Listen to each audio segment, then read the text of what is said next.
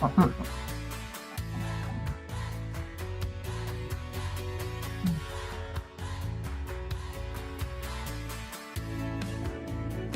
always mess it up. Hey, you guys. I always mess it up. Hold on. Let me go back here.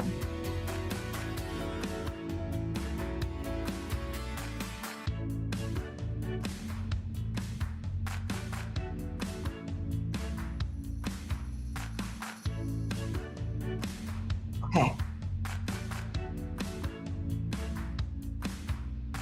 Hey, Ronnie Boo. Good morning. I hope I got everything set up. YouTube. I got 2 YouTube on right. Start sharing this YouTube. No, let's start sharing this here. Come on, where the other one at? Okay, now let me get it back in here. I should be on YouTube streaming. Okay, yes, I'm good. Hold up 1 second. Why is the other screen not open? Let me go back in here.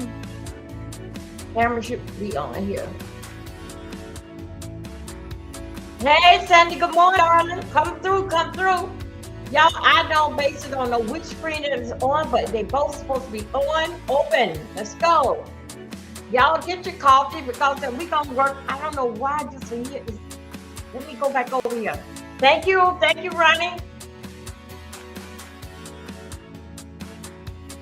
Let me go back over here 1 second. The YouTube screen. Hold on, let me close that now. Let's see.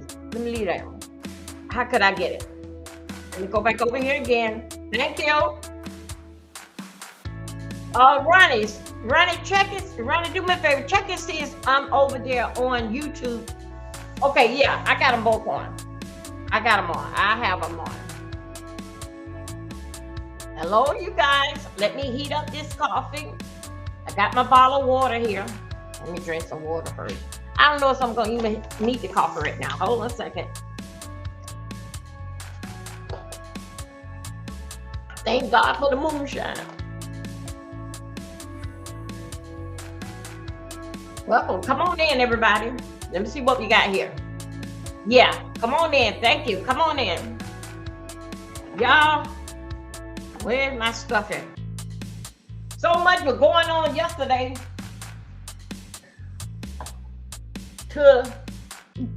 Y'all know I had to rest my legs. Oh my goodness. So y'all know, if you didn't know, let me turn this thing on. If you didn't know, y'all look at me, guys. Y'all know they ain't got nothing on. Oh, I got to try to get that tint from under my eyes. Shout out to Team U. We got to go over that. We got to go over that too. I wonder it's because I've been dropping these speakers so much. What is basically going on? Oh, shut your ass. Good morning. Hey, everybody. Welcome. Please hit that like button while you're in here. Please, you mean so much to me. That's how they let people in. Did in fact with the lights. Okay. Thank you, you guys. Okay. Let me see where we are at. Put this in. Y'all. Thank you there, Ronnie. Thank you for those that's on Twitch. Thank you, Twitch came through and Twitch said hello like it always do. Thanks, Sandy. Thank you for coming on Twitch.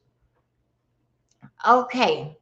Y'all, I'm going to tell you a couple stories, right? I'm going to tell you a couple stories. Then we're going to get down to why we are here. And Ronnie, I'm coming in clear. I'm too loud. Let me see what the value, man. Let me see what it said. It said I'm on 70, 76. Y'all, this is some strange stuff. Every story what I'm going to tell you going to be strange until we get around there, until we get around to Tyrone. Okay? Okay. I was told basically to go and check out this story. And I did. I was going to come out yesterday with it. But a lot of things was going on out there in those streets. Sounds good. Thank you, Ronnie. A lot that was going on out there in those streets. And basically, I just basically had to hear because I wanted to basically get what was going on. The last thing that I saw last night, I had got, you know how it is, they'll send a dollar and say, Dovey, go and look at this here. Because that I didn't know Shakim channel. We're going to talk about Shakim. I didn't know his name is Cowboy or something. So when they sent it to me for a dollar, I went to see what was going on. Said that Shakim was talking about you. He's like that. No, you know, he's a kid. You know, cannot do. He can't do no harm. He get over there. He play with his toys with all that damn noise and sound effect and all that type of stuff. And I'm like, oh my God, do I want to go and listen to this here? Listen to this here? This boy here that make all them damn noise and sound effect, and basic. It's time for me to go to bed. So anyway, I moves over there, press the button, goes over there and see what Shakim was talking about. I don't know what that happened. Only thing I know, I don't know if I came in on the tail end of it, but anyway, I heard he was saying, he was talking my name, and he was talking about the young lady, the one that went and put papers on me a year ago, false papers. Anyway, as you guys hear, it really did put me in a rage. I'm going somewhere with this here. Listen now, it really put me in a rage about the situation. Please like my video. Thank you. Thumb it up and thank you. So anyway, it put me in a high rage about the situation because I know they was all damn just totally just lies and what they call themselves the damn crew, right? And so did in fact that who I am, not so much did in fact with it because that I'm not gonna hurt nobody as long as you don't try to hurt me. And I love me. I'm gonna do whatever it takes to save me, especially in the physical way. Now my mouth is very, very thunder. All right. And if I get with you, did in fact with my mouth, you got to understand, I only been here 58 years. Of course, I must learn some good words and some firecracker words because I didn't live here to get 58 years old and then learn nothing. Because you can come out as a child and say all this other shit. Only thing that I can just tell you, the boom bear tried to fuck the damn horse, and you don't even know what that means. Now I'm gonna work a little bit, but we just gonna get to the part why we are here today. But I'm just basically just giving you warmed up, did in fact, and also too to bring y'all in. I'm telling y'all 3 stories to bring y'all in of this, in fact, that what I am talking about and why we're here. The main idea about why we are here. Okay. As you know, facts and receipts and what the young lady said. I got to remember. Hey, Prima Wonderful. Hello, everybody. Thank you for getting y'all member. Thank you for the membership. Thank you. I don't know y'all in here, but thank you anyway. Thank you. As y'all see, y'all get y'all a membership in y'all email. Thank you. So anyway, so let me tell you, if you cannot, a lot of things that what I was saying did in fact with Shakim, I had mixed out, I had left out some things. During the night, I had got some reminder what actually happened during that time. The paper that was put on me, first time the paper was put on me, it was denied. It was denied. So, of course, the young lady had to go back and make it seem very, very drastic with stalking, child, oh my God, stalking, sexual harassment, and all this other devastating stuff. Then that made the court sit back and say, what? All the while that it was her story that she have told. But with her story, you got to follow the ingredient. With her story, it's so embarrassing. And it's embarrassing. And a part of the story you don't want nobody to know. So your story that you told, you'll put it on somebody else that they said this. Well, how could they say it? How could they know about your life and you didn't come out here and tell it? A person that you ain't never met before. How could they tell the story did in fact with your life? It had to come from somewhere. So no other person that can tell your story no better than you. You live the life.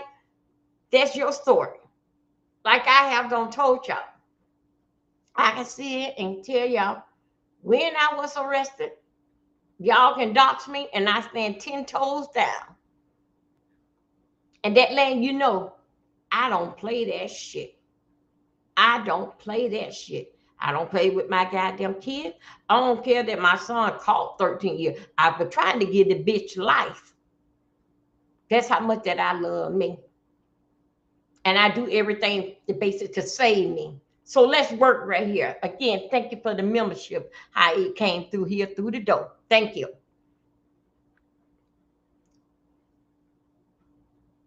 The story that was told, and if y'all was in there, yes, when I came in on Shakim, I didn't know I had put in what happened. Then I was saying, come through, tell it, this, that, another. Because then they said, I don't think Shakim wasn't here. But I think so he mowed around in these streets long enough to see how the story was said. And I tell you, he rocked that shit last night.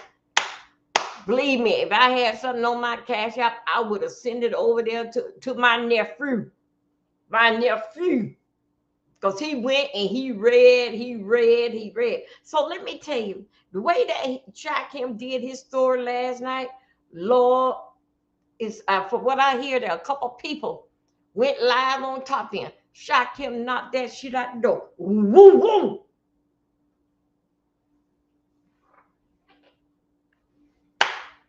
That was a great live last night. Not only because he had put Dovy's name in it. I didn't know. I had to go. I got my desk here, and I got a couple things, but I don't want stuff that distract me. Even down to bills that would come in that would do like last month. That's evil. I don't want nothing. Oh yeah, it was a bad. It was a video. Shakim knocked that shit out the box and hold on them was very, very strong. Shakim, I don't know what had happened. What made him? I know he was missing in action, but he said that he was working. Shakim, not only that Shakim is a well-spoken guy, even though Shakim be hopping around and all these damn sound effects and noise makers that he makes, let him do him. Shakim came out here last night. He didn't only step on people's toes, he broke their damn back. Now, I don't know. Let me talk about in fact what he said about Dovey. That's Miss Dovey. I felt some way in fact with Shakim when Shakim first came around here because he was taking around Ness. And he started picking up this thing, calling one titty, cancer titty, all this type of stuff here. And I turned some kind of way about this kid, that knowing that his mother and basically every woman that you see, including down to him, that can get breast cancer. So I never did take to the kid, but I showed respect to him because I ain't never had that type of problem with him anymore. Yeah, I got him together on that, but didn't around that he was basically hanging around with Ness, and that's what they think. Help out who you hang out with. I guess. But see, one damn better. I don't roll with no damn body. I'm a mess by my damn self. I don't need nobody telling me anything and getting my fault. But if somebody going live, of course, tell me, send it over to me. But telling me how to give, let me get. But you trying to tell my damn story and your motherfucking ass just got around here. Then you want to sit here and be my friend and give the other party the benefit of the damn doubt when your motherfucking ass don't know what the hell was going on around here. You can't play both sides. I don't care you damn that you cash out me or not. I'm gonna take your damn money. Thank you, but you ain't gonna play both sides. You're not gonna play both sides and play in my damn face. Cause you cannot buy me. Cause I'm a nasty old damn lady. I'm a nasty cocky one goddamn damn titty woman. Whatever you want to call me. I'm very, very so you cannot buy me. So anyway, I'm gonna tell you this here. When what that boy, that Roman boy come around here, that kid, I didn't like him. But I gave respect over to him and I tease with him a moment. I go, but I've been soft through him. I've been soft through him. Even when he was calling himself trying to do the world news of this morning, it ain't kicked off, it ain't go nowhere. So he trot around trying to find something to get in the mess. So now when he gets in mess and then he see exactly, now listen to me, how he see how all this here works, it ain't about nothing. Him, he took this thing to a whole different level. We used to, y'all remember when the day when Google, YouTube, they used to send us message. Mary said this, and send us the video for basically for us to spawn back. They used to do that, but when they was doing that back then, they was not doxing nobody. One thing about when you dox somebody, when you do it in malicious intent, that's what make it a crime. But you by law, you can dox and see who your neighbor is, because that when they put the people name in the newspaper on the internet, all thing you got to do is put on their name, and it will tell you the history about them, who they related to. That's out in the open, out in the open, to know who your neighbors is. But when you do it for malicious intent, that's where you commit a crime at. Now, did the fact that knowing who your neighbor is, they made that a law that you must know for protection who is beside you, who around you. But this stuff here, what this here kid came out and do, and all the ones that hang around with this here little boy, they crew thing, those are weak people, those that been here for a while, those are the rejects of the B sector. Yeah, this is sector what they call that we've been blackballed, but everybody want a piece of the damn action. Because this is the only damn group sector. They don't act no question. Just put some money behind them. Oh, come on, Lord, we like you. We like it. Hey, boo, hey, Moonstar. I'm going to work a little bit here. Good morning. Shirley, I'm Moonstar. Need some coffee. Thank you. Now, I'm going to work here. When that kid come, y'all, we remember they were sending it to us. This person said that, and they'll send you the video and see how you run that big, but they was not doxing people. We used to basically like when they get, hey Deanna, I need you to work with me for a minute, Deanna. That's basically what kept the street basic going, and then somehow or another, we'll go at this person personal, and then basically how that what they were doing was keeping commentary around here going. That's all that they was doing, just keeping the news going. That's all what they was doing. But with this here doxing stuff, no, they didn't do that. But it was a situation that it was a lot of comedy around here for basic for laugh. When things start getting ugly, and when this damn crew here, other people start coming in and won't pick it apart like it was like a malicious intent. This shit is over 15 damn years old, over 10 goddamn years old, but they want to come and pick it apart like it been a crime been committed. And guess what? If a crime have been committed, why somebody ain't locked up? This shit here started with this court shit. Even when Sean and Rita was going there, what they did, they dropped the papers. You know, the hell with this. Now, let me tell you this. Over the shot camp, if y'all don't miss it, y'all, it's so much going on. I be all that on Facebook. I think it's with the Johnson family. I'll be everywhere, and it's so. And guess what? And they basically say my name, what? Because it's a different name. Now, what happened with Shakim? I don't know. I just got it when it was sent in to me. Y'all, look at y'all little country, y'all. The situation between me and that young lady is over with. It was a 1 year thing. Don't speak, don't say, don't do it. And she had the same instruction that I have. So I would say we both played by the rule. But one thing, I didn't watch him, so I don't have. Oh boy, Deanna. Oh my God. Let me see. I don't know what happened, Deanna. Only thing I did, I had got it said go over to Shaquem, and they sent it to me. And I went over there, and then he was like going, "What if you can get away with listen to all that damn sound effect and all that type of stuff there, listen to what he said. If you can block that out, that boy had a lie last night and boom, knocked it at the park. A great lie. And then other people, I think it was Lemon, Pizarro, all of them came live on top of him. He still hold that number. Because guess what? People is tired of whatever Pizarro is saying, that damn real big tat of dog and cat. I see you playing marbles.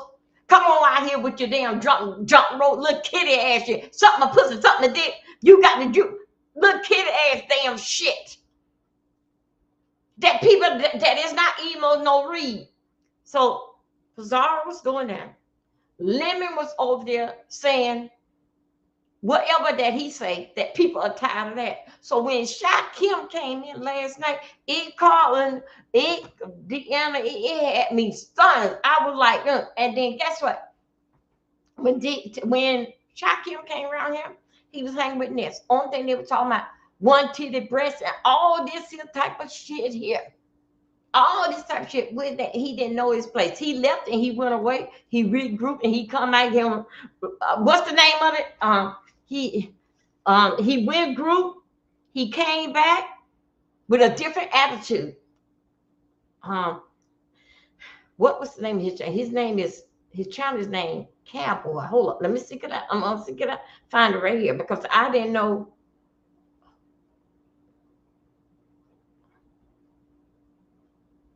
I see. What is it? Cowboy Rock? Oh, okay. No, okay. It's called Cowboy Kim. Hold on a second. Cowboy Kim. That's the name of his channel. And you know what? When I went back to listen to a channel, they gonna put on my from Google if I'm 18 or not. Then the fact that it was sent to me. Now I was trying to listen to it over. They gonna hit me when I'm listening to it on my phone. They want to see my IDs. I'm 18 or not. Yeah. So wait a minute. Hold up. Okay. So anyway, I know he ain't gonna. I know he ain't gonna bother with. I know he ain't gonna bother with my page because he know I don't really follow. Get involved with these people like that, playing other people's stuff. I barely know how to work this here. So anyway, they sent me the page. They said, "Come on over here."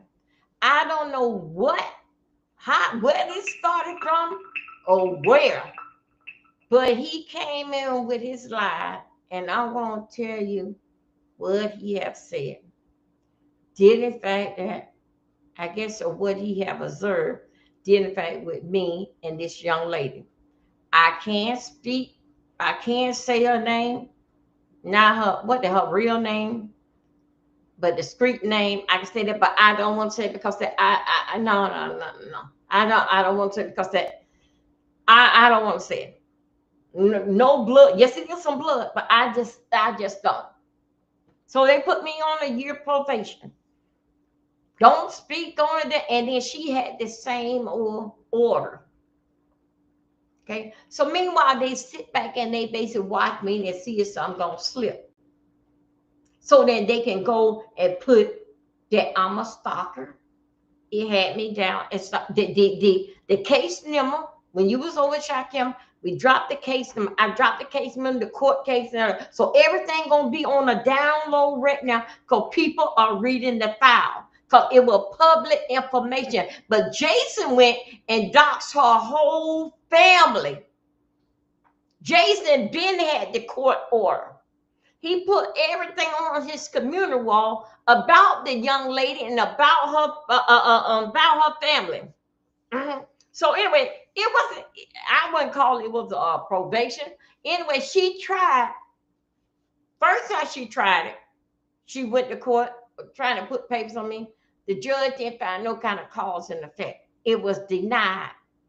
She come back, regroup with Cruiser and all the rest of them around there. She regrouped. Now let's put this here. She was in a white car looking at me, looking in my child bedroom window, looking at my child in the tub.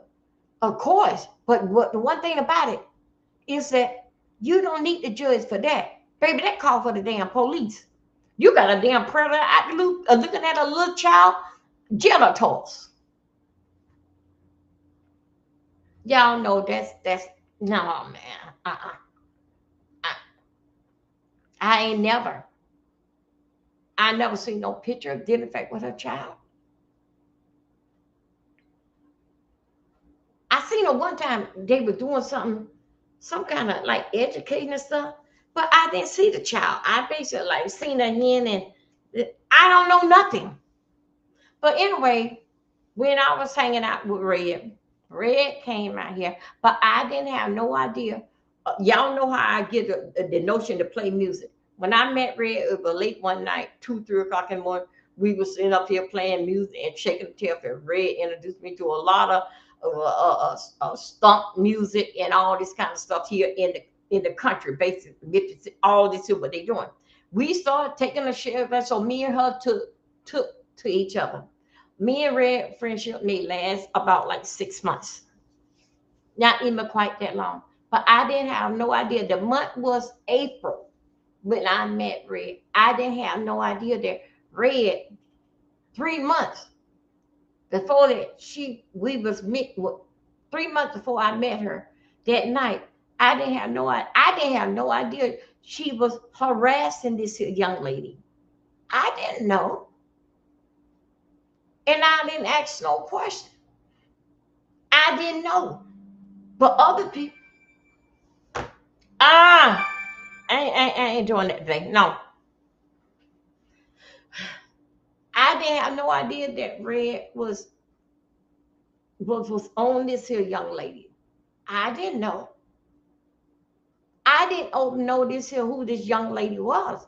Only thing I know that I was subscribed to Views of View, and I went just trotting over because Views of View had went live. So I go trotting over there, sitting up in the bushes, and then she was the young lady that I was roommate with, that basically gave me a roof over my head when I was traveling, and she said, "Stop by here, I can help you." And then when I look at this situation, then in fact, just read my book. She did help me. So guess what? Here's where I'm at, where I want to be at in Greensboro. I don't know nothing about where I was at in her part of the town. Only thing I know, I drove a Greyhound bus. I used to Greensboro, get right there to the bus station, pick up people, come back through, go through Raleigh and do that. That's all I know. But then the fact that she did help me, because guess what? I'm here aware that I know the fact with the bus is in Greensboro. So yes, she did help me. And I never did. And I would say that from that day to this day, I thank her. I thank her because that she didn't have to do it. How things transpired it just basically like two old women together. One is drinking, and one goddamn got a gambling problem. So both of them got a damn fucked up situation. When they ain't drinking, when the other ain't damn gambling, they get along like two peas in the damn pot. That's all that I have to say. Dealing fact with that. Even down to when the court situation with her, even the judge came out and said basically what I'm saying. Two old ladies, I had said two old ladies needed each other, and I see that y'all had helped each other out. I won't see y'all back in my damn courtroom. Excuse me, not damn, but I won't see y'all back in my courtroom with this here shit. It's done. You live in Greensboro. You live over here. Have you seen her anyway around here? No. Then what? Why are we here? So the judge shot both of our ass in the damn foot and get the fuck out of here. That's what happened. It was no win, lose, or draw. The judge that made it quit, made it. I don't care what y'all go out there and say in YouTube. Keep that shit. She said it. Keep that mess on YouTube. I just see two. She said I see two mature, older women helping out one another, and just things just happen. I don't want to see this no more. Don't come back in here with that. That's it. That's it. When it came down with my day, I said, wait a minute, hold on. Thursday, we went here. The judge denied everything what she said. Played the record. She did not make no threat deal. No, she is talking. She doing her commentary. She is like, yes, she got them out. The next day, it was my time with the lawsuit, the rental car, and all that type of stuff there. No, that's when the judge came down with her thing and said that I just see two ladies just was helping one another. Don't bring that back in my courtroom. I don't want to see y'all no more. That's what the judge had said. And that was my day. I walked out. She walked out. She never seen me no more in real life. I never see her. Just basically just going on. Dealing fight with this here young lady here. Let's go there. I'm through with what's it called? I'm through with Louisiana, and I'm through with Jeffrey Mount book. Don't have nothing to say. Just we done. That's it. You help me. I thank you each time. And I've been here now. April be 3 years, and I'm good. Okay, and I thank you. That's it. Be moving forward. This young lady here was over in View's channel, and she was doing a Barbara Walter. Y'all know how to Barbara Walter doing an interview. And she was saying that Dovey keep talking about a disagreement that me and Red, let's take that, not Red, me and Just Read My Book had. Dovey keep talking about it. That's not true. Dovey don't talk about it. It gets me in a damn rage. It even get that woman in a rage. All the while, it was basically like a gambler and a damn drunk. That's it.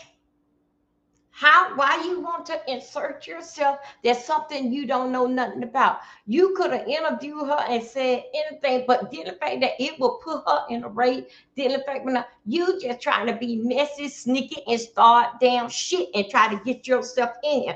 That's the reason why that then I came on my channel. I was in View channel. Remember, View had stepped away. I said, when the young lady was talking, that is not true. I'm not talking about her.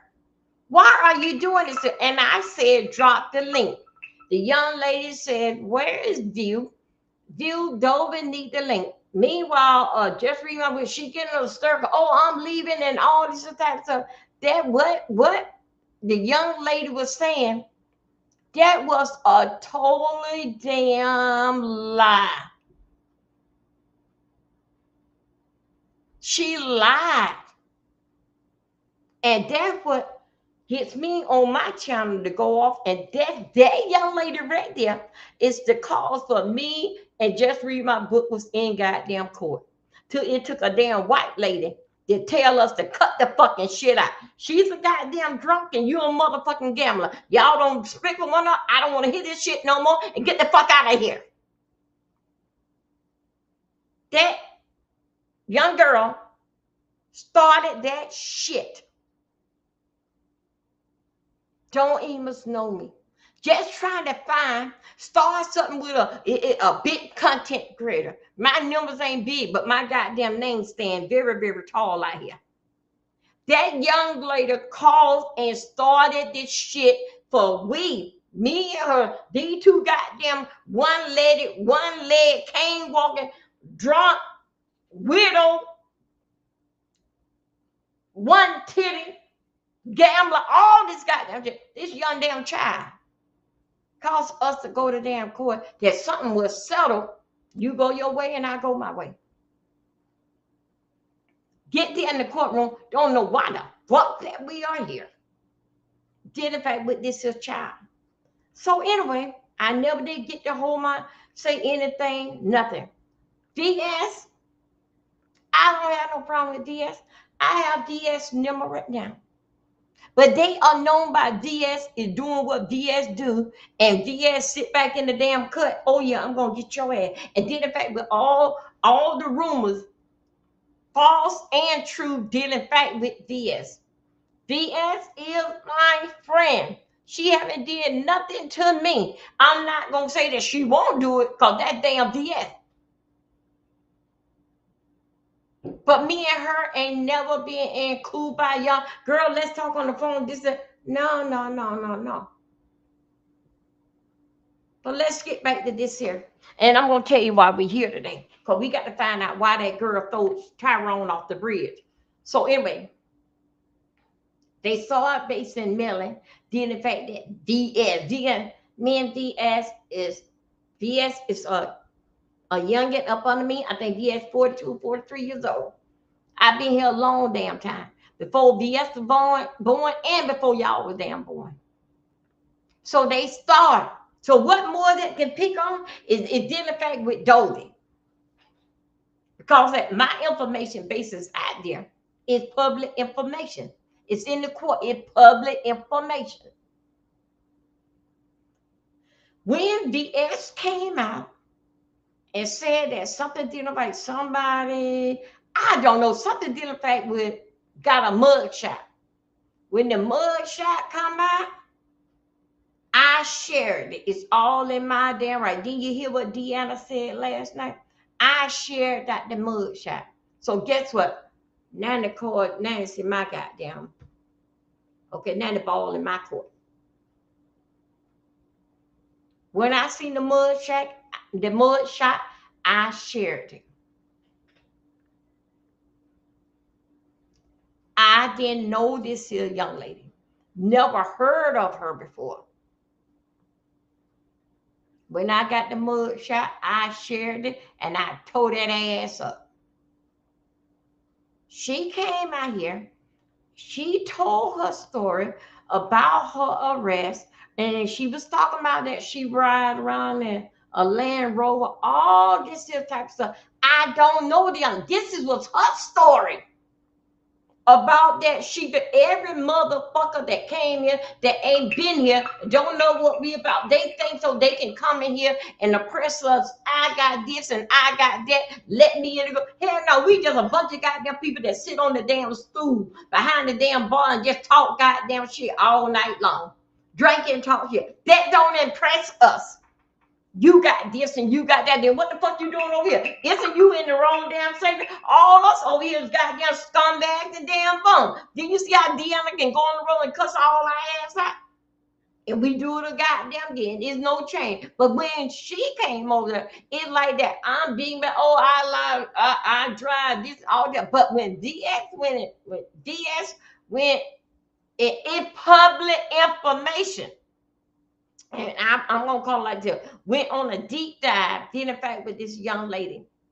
She tried to defend herself and said that her lawyer, she was found not guilty, but you still got a mud shot. And the mud shot said this.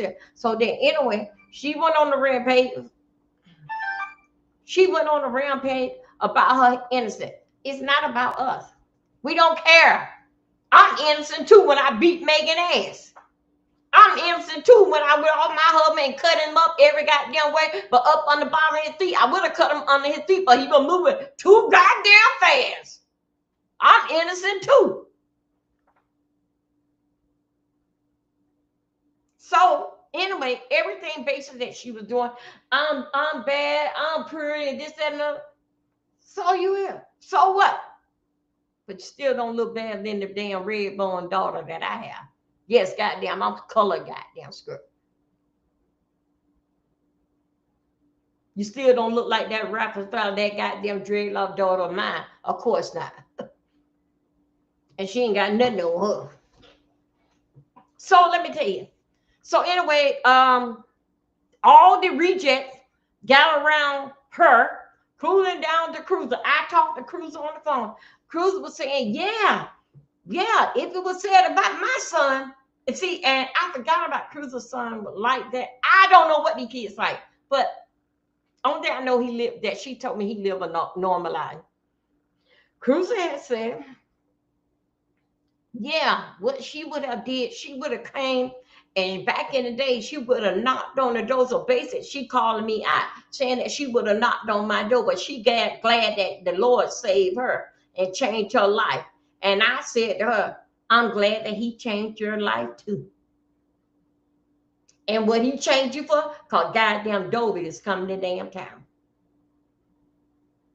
So all of them gets on the bandwagon and basically to go and attack me.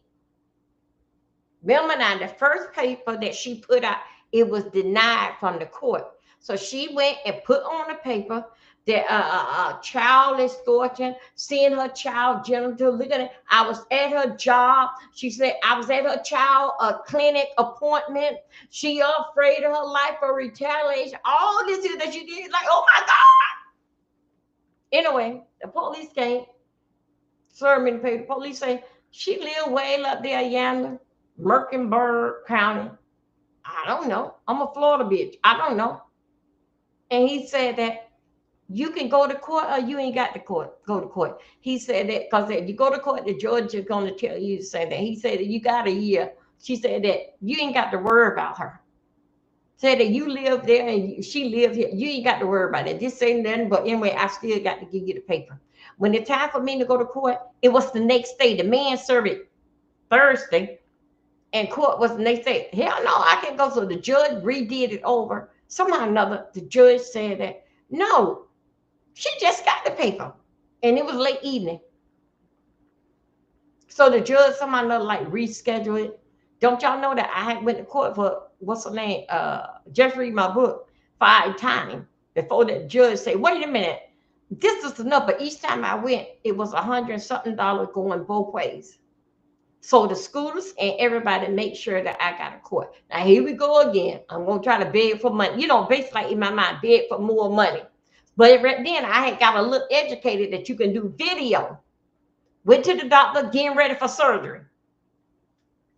Getting ready for surgery for them to take out my gallbladder. The doctor said surgery was tomorrow. The doctor said that you can't go. The doctor said that I'm going to send the court a letter. You cannot go. The doctor sent the paper. I sit up and write it. Send a paper.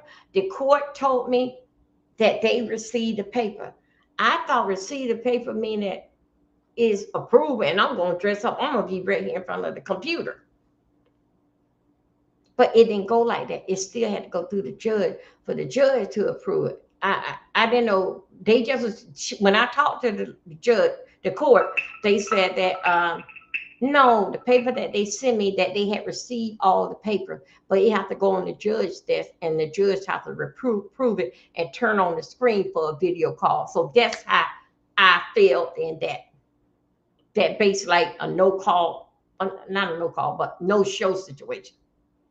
This young lady started this here between 2 old senior citizens.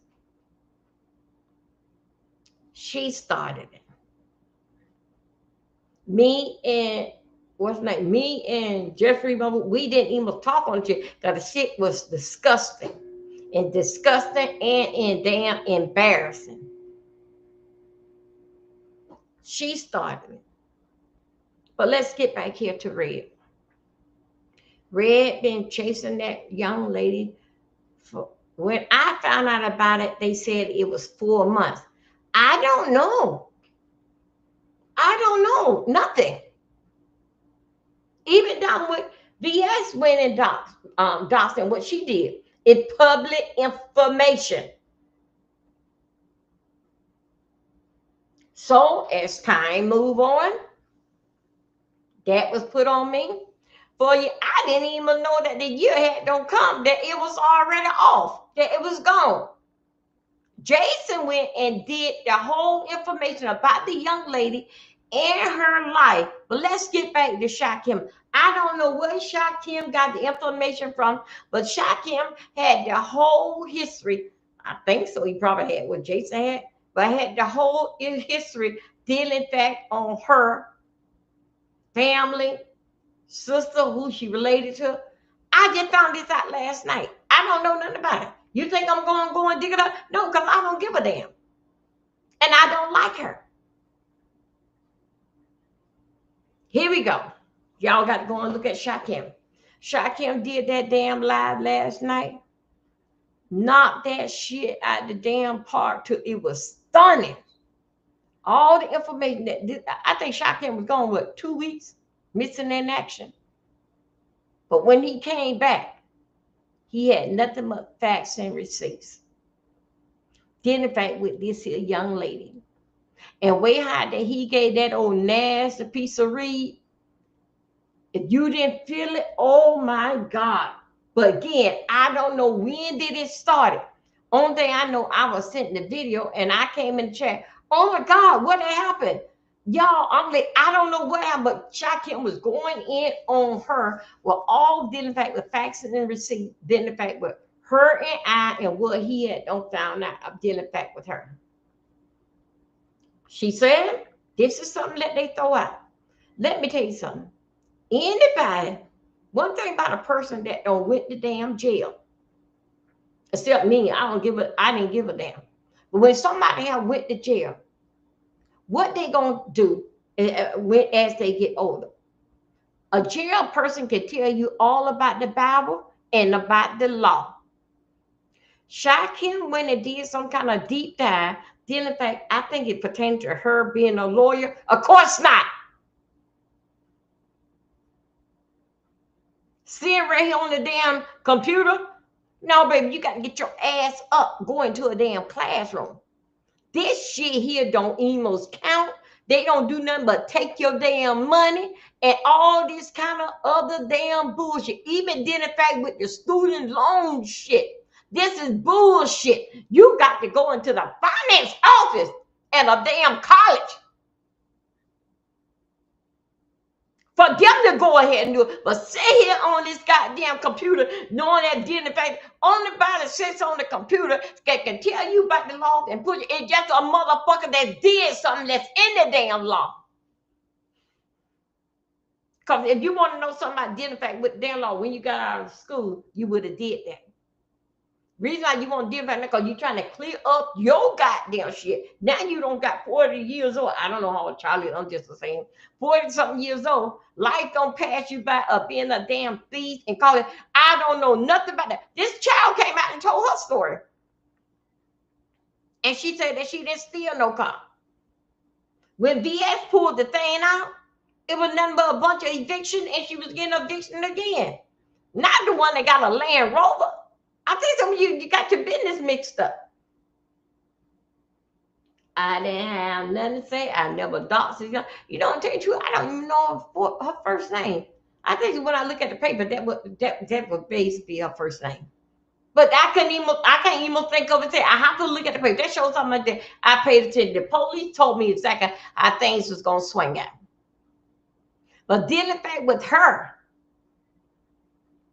for the fit in the B sector, it fired back up in her face. Because everybody know it wasn't though. I get over here in this goddamn corner, drink this damn liquor and talk damn shit. I'm a mess by my damn self. But then the fact that jealousy and trying to get in, then the bitch gonna have nerve to tell me my damn story about that. How could you embarrass me about my damn story? Peppermint patty pussy. I feel very successful with that. That was a great damn storyline. You can't embarrass me about my damn life. One thing about my damn life, I ain't steal a goddamn thing. I didn't go and steal, in fact, with the bank money.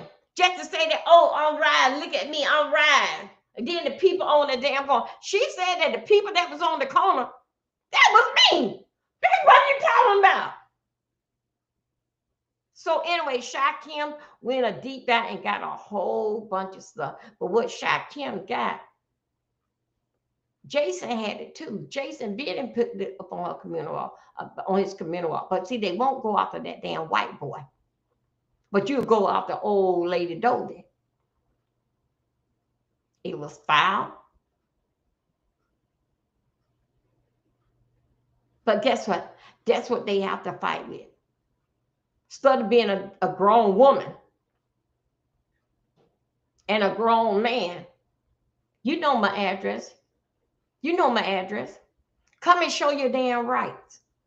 Because guess what? You ain't got none. But what you do, you run to that damn man to say that, shut up, don't let him talk, don't let him say anything. Jason put out your whole damn life. Your sister, everybody. Shakim checked there. You ain't doing nothing with no law. What you trying to do with law? Trying to erase that shit off in your right. It don't go like that. They on the sponge. The law on the sponge one. You got a lot of them over there. You have a criminal background. And if your lawyer was so damn good and you had that so much money, why in the fuck that he could have sponged the goddamn shit? But it don't make no sense that he damn sponging because that the law, whoever you get a job with, the real people, they gonna ask you why it's expunged. So it might well not even be sponged because you got to tell them why it's like that. Because it gonna just say that. But still yet, they falsely. Why you didn't put that on the paper? Only thing that you put to identify with your child, and me being a damn Pekin tongue, want to see a goddamn child shit ass, piss ass, ding-a-ling-a-ling. Why you didn't put that on there? Because what don't make sense is not damn true. Because that just as sure, if you had words to say that Dover was talking about my past and identify with my criminal empire, shit. You know what happened? The court would have went and looked it up. And what came back to you, young lady, say this is public information. You can't talk about what's not out there in the public. People got to know who in the hell that you are and who in the hell they land, who they land their damn kids around. So you didn't want people to talk about it because of your lawyer didn't. No, you didn't have no, you had a public defender.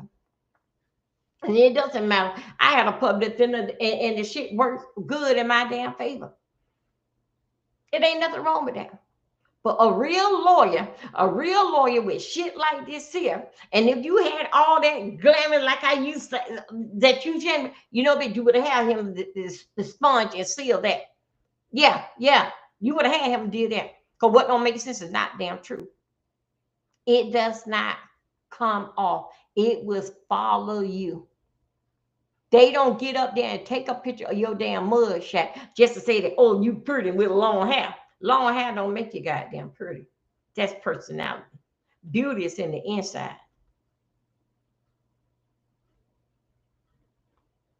And with your background, and hearing all what Shakim say, wow. And Shakim went deep dive. So let me tell you something. While you at it, when y'all daddy come out here and want to read damn dope, don't read an old goddamn woman. I don't damn live my life. I'm not the damn weakest link around here. I'm not. You guys are. That's why you have to go into the court and tell them the court.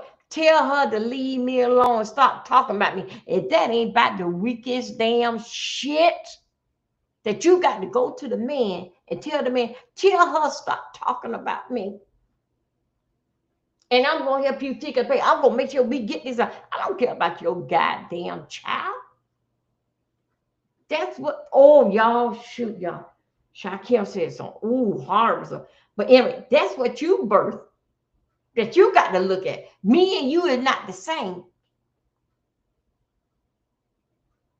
Why your child wind up like that?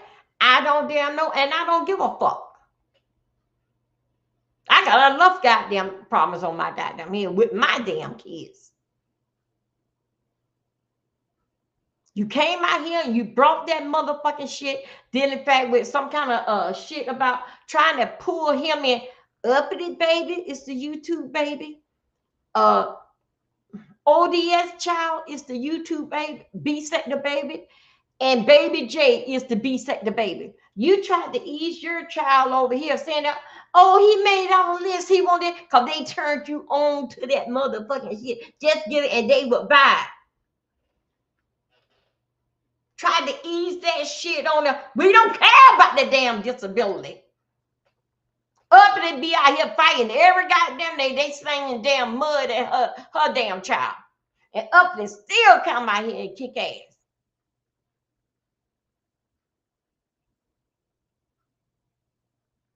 That's some weak ass goddamn shit. The judge had denied the first time. The second time, I did not show. It would have been denied then. But automatically, it would go in her favor because I was not there. But if I was there, I would have shook and flipped the damn table.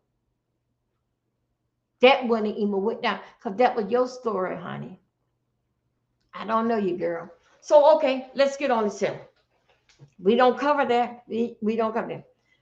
As you know, didn't fight with Red. She jumped on the bandwagon, didn't fight that because that, hey, that boo. Hey, come on in, Patricia. She jumps on the bandwagon and send Dovey on the jail too, all on just basic power. Because basic, that's how they have to do. You remember with me in the love situation, you remember it took 13 of them to come on to take on dealing fact with me. 13 of them, and still just what I had. But the head person that started, look what happened. Okay? I don't too much bring on that. That's not a pretty sight because, hey, I'm a 20-year survivor. Now, did in fact with Red. Red jumps on it. I don't want to introduce Red to Joyce. Jumped on the bandwagon. I jumped on the bandwagon. She gonna take me to court. Did in fact with her money. When that arrangement was made in January. It was an arrangement that she made in January. But did in fact with January. And she said in January, what happened in January? Instead of me paying you back your money, you go and put me in court. Then I reached out to you. I got your money, send it to you, the cash app. You blocked me from the cash app. Then I had one of the right then she was my moderator. She reached out to you and said, Dovey got your money. This is all did in fact what happened. She reached out to her and said, Dovey got your money. No, she said, no, I don't want unblock Dovey so Dovey can send the money. But I wasn't, as I sit ready to talk, I don't know if I should have sent it to that subscriber, sent over, but I know it was basically like too much. The moderator reached out to her and said that she is live. She said, unblock your cash app. Dovey got your money sent her. No, I don't want it. This is what she did. So since that she didn't want it, played it out to the end, now you ain't gonna get it. Now you're not gonna get it. That was the fact that of being ugly. All right, it was a jealous streak in her pertaining to me. A jealous streak. And I didn't even know that. But as everything played out, now I see. Now let me tell you something. So then in fact, wrap that up with Shakim and where I'm at today in my life. Do I want to do another Tasha K? Get damn papers on my ass for front? No, I don't. I don't want to even go through the when a lie is damn told on you and you not there to defend yourself. You don't say it. You not there when that lie come out. When they say, because you can correct that shit right then. Hang it up. You don't say it. Because people going to believe what they want to hear and the first thing that comes to them. Because you're not there to defend yourself. So now, let's get, so do I want the situation to walk backward like Tasha K's situation? Hell goddamn no. So yeah, the police officer said that you got a year. Don't speak on her. Don't speak, don't even say nothing. And matter of fact, he said that you don't even go up there. So you ain't been around. I said, no. But the police, he was very cool. He sat here and he talked about it. He said, man, basically, like he said, this shit. I said, I don't even know any of it. Anyway, shout out to her. But guess what? It ain't do her no good around here because the B-State don't play that damn bullshit. They don't play the damn bullshit. Still I rise. Where the fuck are you? In a damn corner? I don't know. Hell, I don't even know your channel shit. Yeah, and I ain't looking for you. But good luck to you in 2026. Because I know that, young lady, you got a long damn way to go, a lifetime situation with your damn child. Now go and tell them now, I was looking in your child bedroom window and looking at his genitals. You're a damn disgrace, even to put that on a paper. What an old goddamn woman like me standing up to somebody goddamn window. Okay, now y'all gotta check out Shakim. Shakim, my God, today that was on fire and desire over there. Now, situation came across me yesterday, and I supposed to came live. This lady says to me, "Do a story about this here." Okay, as you know, a lot of us look at those crime stories and true crimes and all that. This here that was sent across my desk, it went like this here. I'm looking at it. I can basically piece it together. The Trump signed a law. It was in the big beautiful bill. If you come over here in this country for marriage, Trump said that you can get deported back. That's in the big beautiful bill. Because they how people was coming across here and getting damn marriage to get a piece of American pie, and it's not so. This ain't what they want. Just did it, and then some of the American people that they owe them money for marrying them, so that they can stay over here. Because this is the land of America. You can do whatever that you want and get away with it. See what them damn Somalians they don't did. That girl went over there and married her own damn cousin. So anyway, the situation came up with a gay couple. They've been let me see how did the story went. They was dating for 8 years, and then they got married. They've been married like 6 years. No, it wasn't family love on both sides. Family accept on both sides. The Haitian family accept and the American family accept. When the guy came over here, they was having a celebration of the guy birthday. That's the Haitian guy birthday. So anyway, it was put out on the invitation. No, don't bring him no money. Get him some clothes, and this is the size that he wear.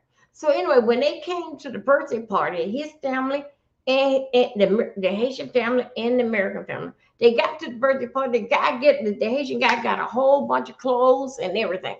So anyway, let's talk about the American guy. The American guy is one of the top managers at the Marriott Hotel.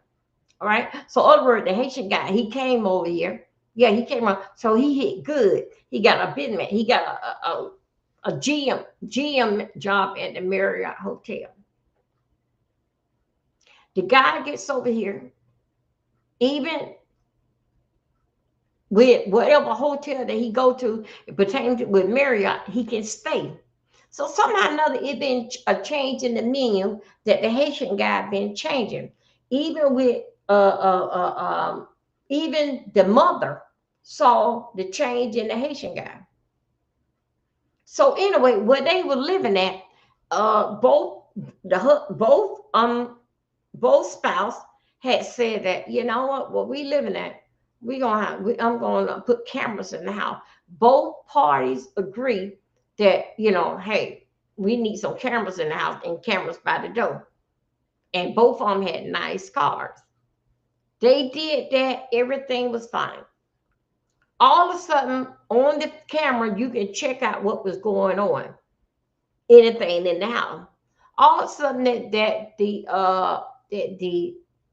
not the one work, not the American guy that worked for Marriott, the other guy, the Haitian dude, he had a man over in the house.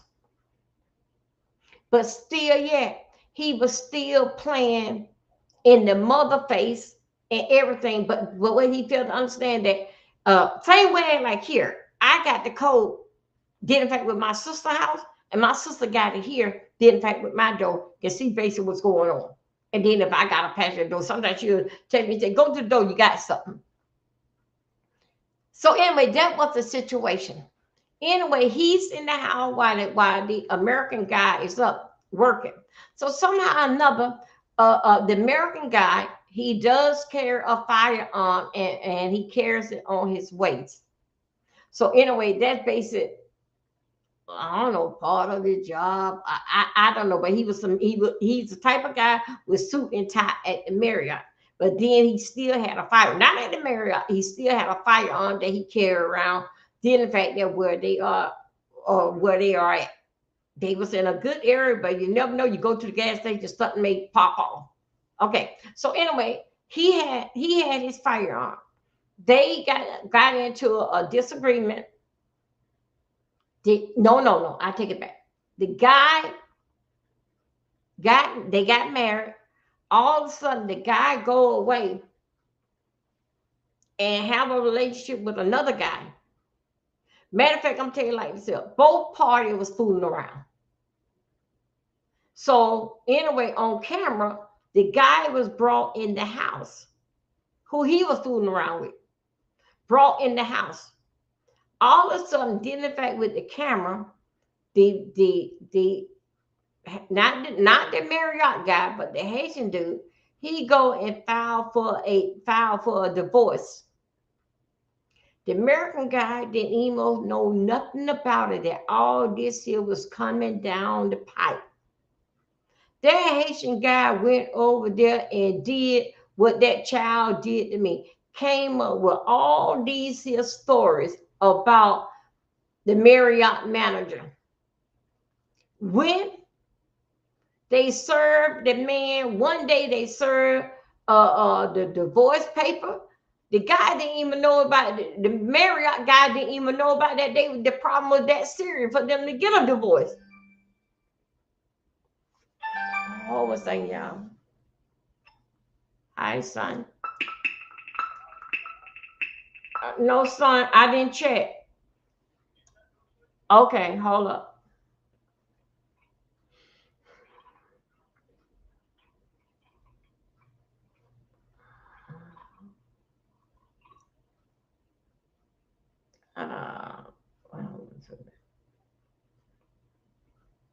Thank you. Yes, son, I got it. Thank you.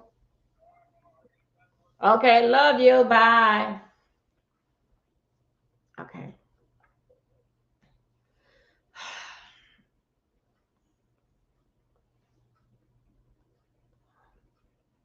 Okay, let me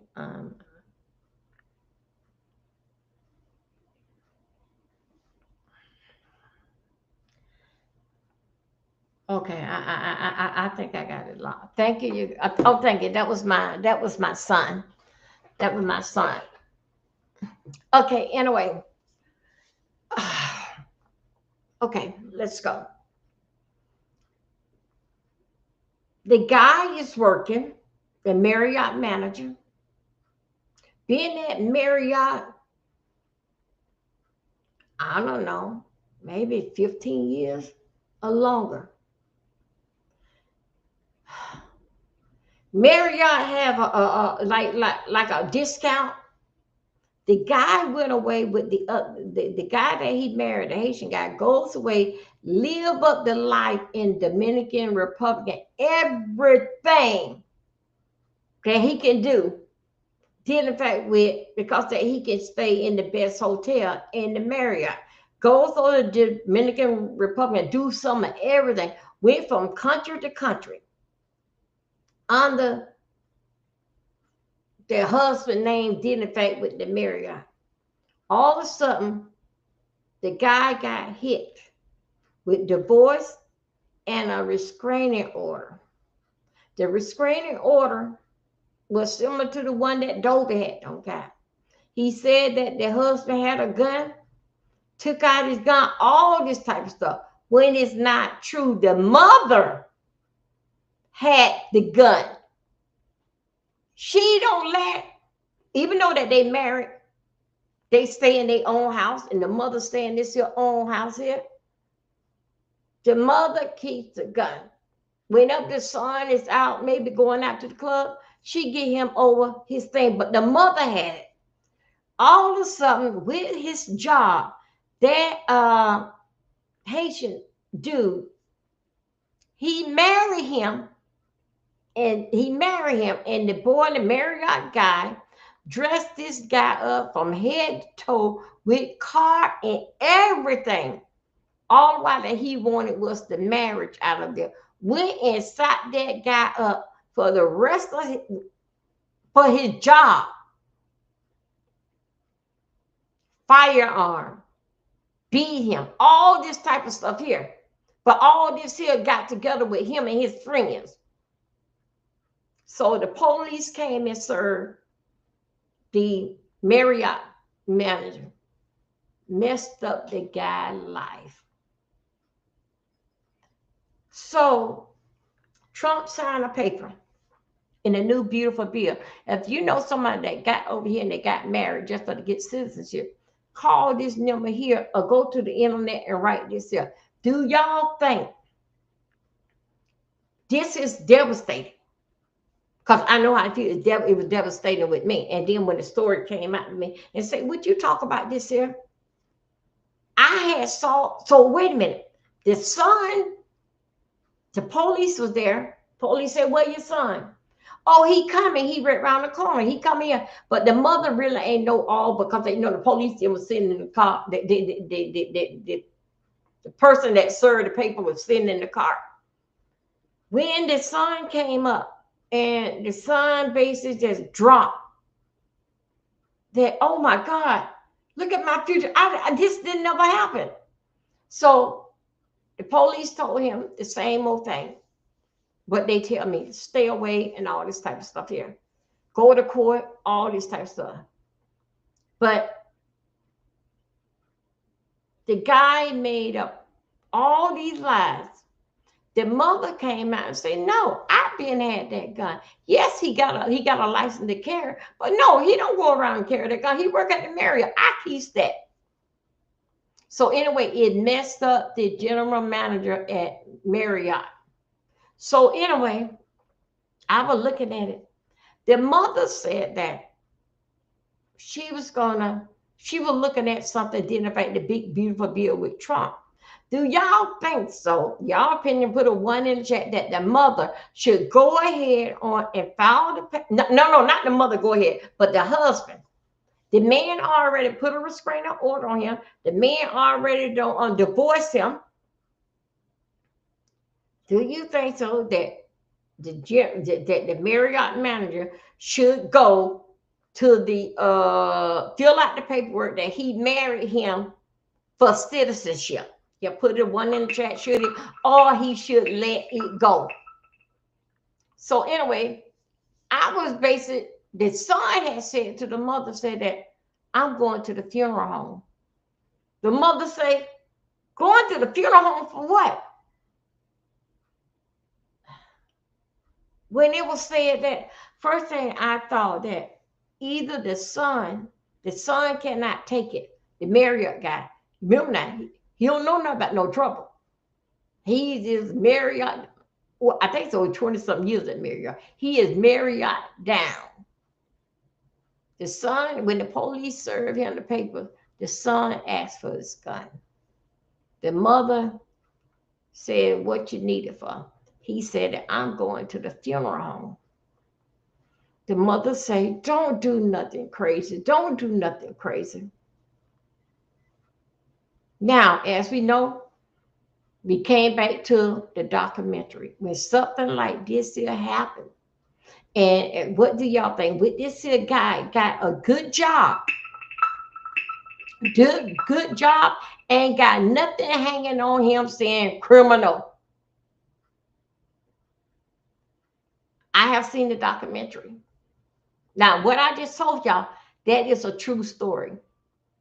That was a true story. That the story basic was told to me, and I was on the phone 4 or 5 hours. The person called me through the Instagram. 4 or 5 hours to pick this apart, how I was going to present this story without saying no name. The mother based it in misbelief, like we don't help this boy. Why would you want to do this here? Why you didn't talk to him and say that, okay, I'm gonna file for a divorce? All this here came into a shock this week. When I heard about it, remember, I don't know these people. I got people on Instagram. This was an Instagram call that pressed to me, and I answered and did a talk with Instagram. The mother said that she had high blood pressure. She said that she was nauseous. She was everything. But when the mother was talking to me, somebody knocked on the door. She opened up the door. We was on the phone. It was the police. She must talk to the police close to an hour. Oh, I don't know what they come remember. Praise God. That was off thing. Praise the God. Hallelujah. She was talking to offer what that offer thing. Offer up. Thank you. Offer up. Anyway, she was talking to the police, and then she said that she would call me back. She called me back. Grand total, we spent 4 or 5 hours on this here. And she wanted me to talk about the story. Because this is basically heartbreaking. But I want to tell you this here. With stories like this here, y'all, I have don't seen on the documentary stuff I be watching. People take this, gay people allegedly, and what I see on these crime things, documentary, they take the thing to the extreme. They not saying they are sore loser, but they are very easy. Those are the no. This was a call running that came through yesterday that really like came through on Instagram. That calling that came through Instagram. I'm gonna make sure I got this thing locked. Hold up. Okay. Make sure I got this thing here locked because this is my son. Okay, hold on a second. I don't want this here. I'm trying to make sure that I got this thing locked because no. Okay, yeah, it's locked. Praise God. Thank God for kids.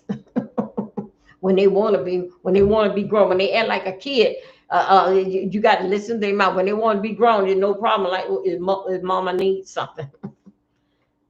Okay, let's go. The person talked to me.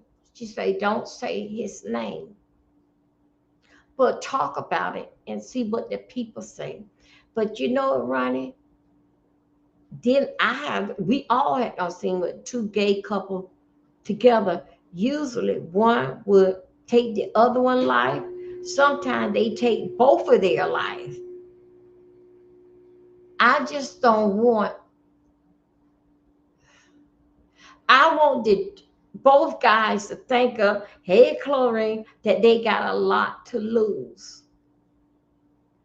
Yes, the son, the GM from Marriott, is devastated. That's the one that wanted the firearm and was going to the. He said he was going to the, what I say, the funeral home. Basically, when you go to the funeral home, something like this, you are making your own arrangement because that you don't want to put your mother in no kind of stress. And this lady here told me, did in fact that she from Georgia, old school. They believe in insurance policy. They even taught their kids about insurance policy. So anyway, the son goes to the funeral home. The mother is scared.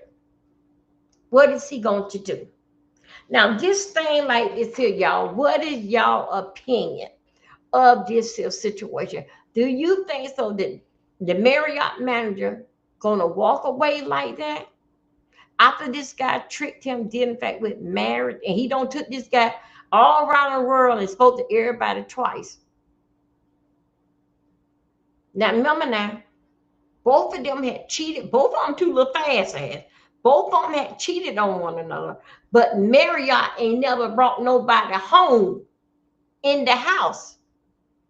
And the cameras that, even though both of them agreed that they was gonna put cameras in the house.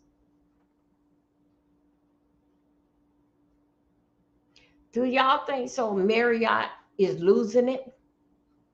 Do you think so Marriott is going to retaliate in this year? Because he was served. But you know what this is what I was saying. Didn't fight with marriage. Uh I don't know, but I think so. I never went through this here, but I be watching a lot of documentary. When they're going on with a divorce, I think so. They usually they do separate you. Like, don't go and find him. Don't you go and find her. Y'all don't have no kids. I think so. It do comes with a restraining order. But the divorce paper been had kind early part of the week. 2 days, the divorce paper came Monday, and yesterday that when the restraining order don't come. So did the fact that Marriott got all the goodies, lavatory furniture, all that over there in their place. Should Marriott go over there to the house with the police to get his stuff, all the furniture out, everything? Or Marriott should leave it alone, let him have the stuff and come on back home with mama that he can start this over again. But do you think so Marriott is too upset to see all this beautiful and designer furniture, the designer bedroom, to walk away like that? Marriott is 41 years old. Do y'all think so Marriott would really do think about it before he do something crazy, that you can get all this stuff back? Why would Marriott take the gun from his mother? And what you doing over there by the funeral home? So anyway, I'll let that sit there right there. Now we finna go into Tyrone. Okay, let me tell you, Tyrone Davis. Tyrone Davis is basically like from where I'm at down there, Fort Lauderdale, but he's from Marriott. Not Marriott, he is from Margate. Okay. I used to drive when I was driving for Broward County School, but that was one of my school, Margate Middle School. Oh my God, them kids came from, y'all don't know about down south, them kids came from Collier City and they were something there. Okay, let's talk about it. He was an influencer, and he also was a YouTuber, a TikToker, and everything. And basically what he did was that Tyrone, he brought people into his life. How he do it, and how did you love a woman, and how much that he cherished his woman called Lulu. Yeah, Lulu. How he cherished her. I knew something did in fact with this. He cherished, and he have 2 kids. He walked he loved the ground. Oh, he do everything. And Dixon brother, he do everything in front, and he made good money off of YouTube. He brought in his real life. He showed them how he showered his girlfriend, everything. He picked her up. He rolled her on his neck. They rolled it, everything. He showed the money. I'm going to show you how he make money, did in fact, from off of YouTube by bringing them into his life. The folks say that during Christmas, they went on a short. I got to change that how I put it. They went on a short. I put a giveaway, a getaway. Y'all know me. Y'all know I'm backwards all that though. They went on a short, y'all know how Christmas had fall. Christmas fell like on a Thursday, I think it was. Thursday, and then him and her went away for this here short little getaway weekend. They went to Gainesville, Florida. Okay, went to Gainesville, Florida from Margate, Florida. He had 2 kids. We're gonna go ahead and do a deep dive because I was looking at some information. Anyway, what they have said is that both of them went away, but only one come back.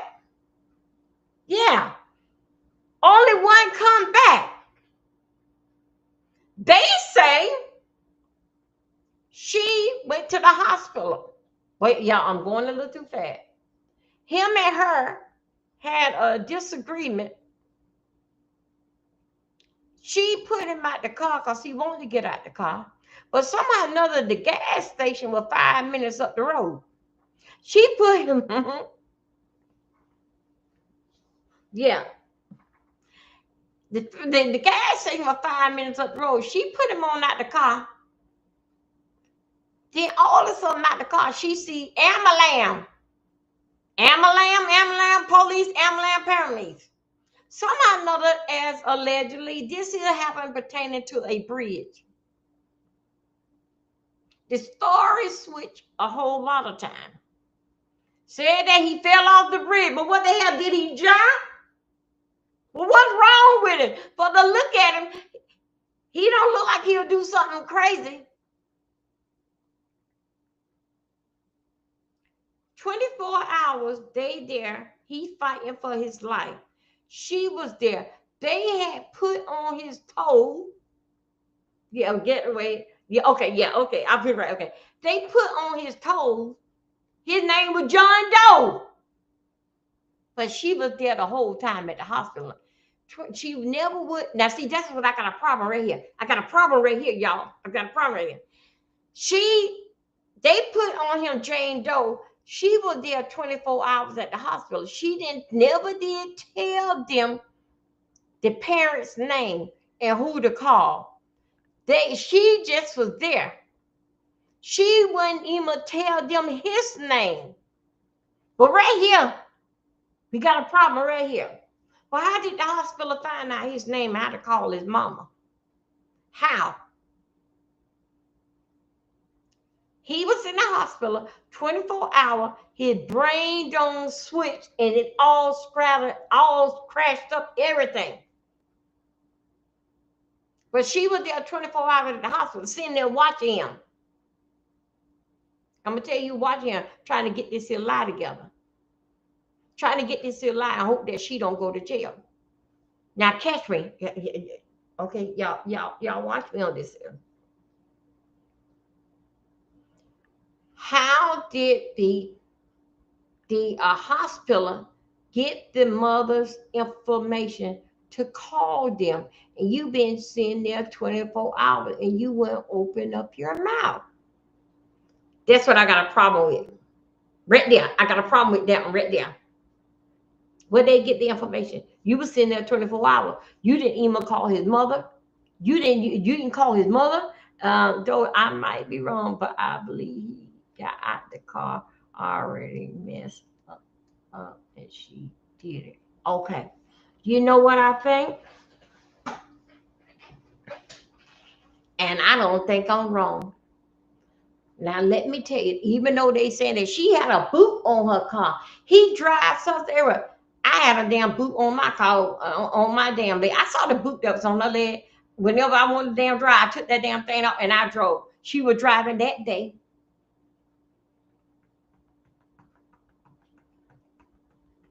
I got a problem with here. Y'all got to work with me. When they left from the hotel, was she in the driver's seat?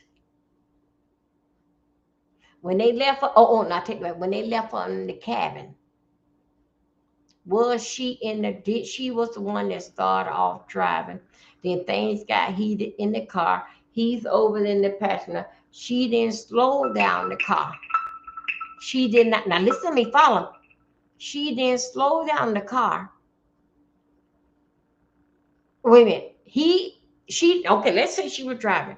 She didn't slow down the car. And the bridge is over here.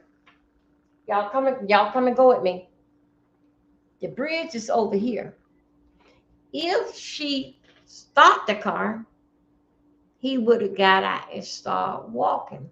So was she the driver of the car? I want y'all to look now.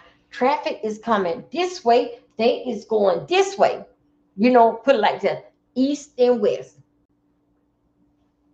Okay? Right here is the driver. This side here is the passenger. If she start off driving, I want y'all to listen to me.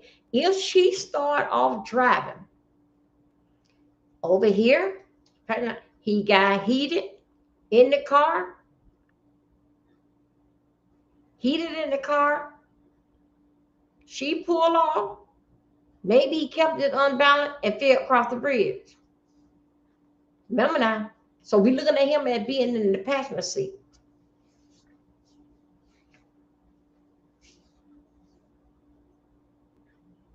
Jumped off the bridge.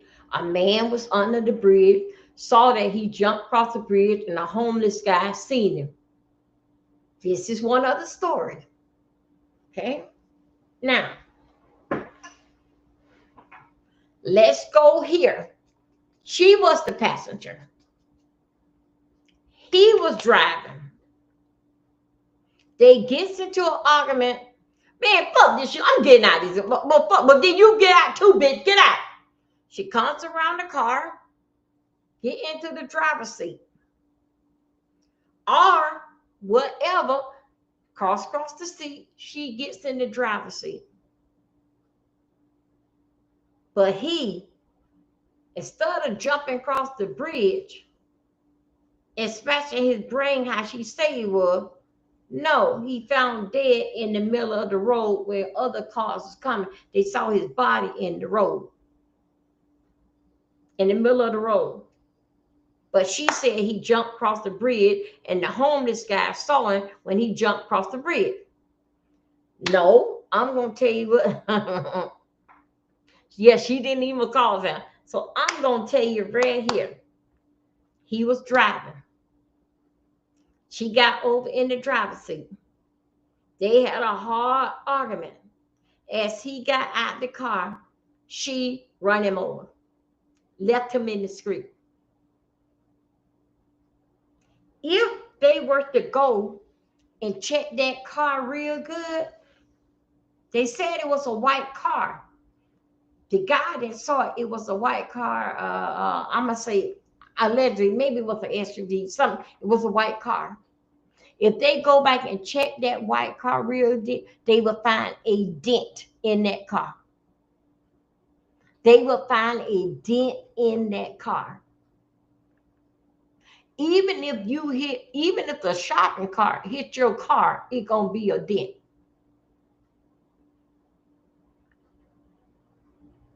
With that, and what I see, and what is telling me in my mind, it was some kind of little tussle or this, that, another with an anger. And it was some kind of tussle. So something happened with a tussle that I believe in the car.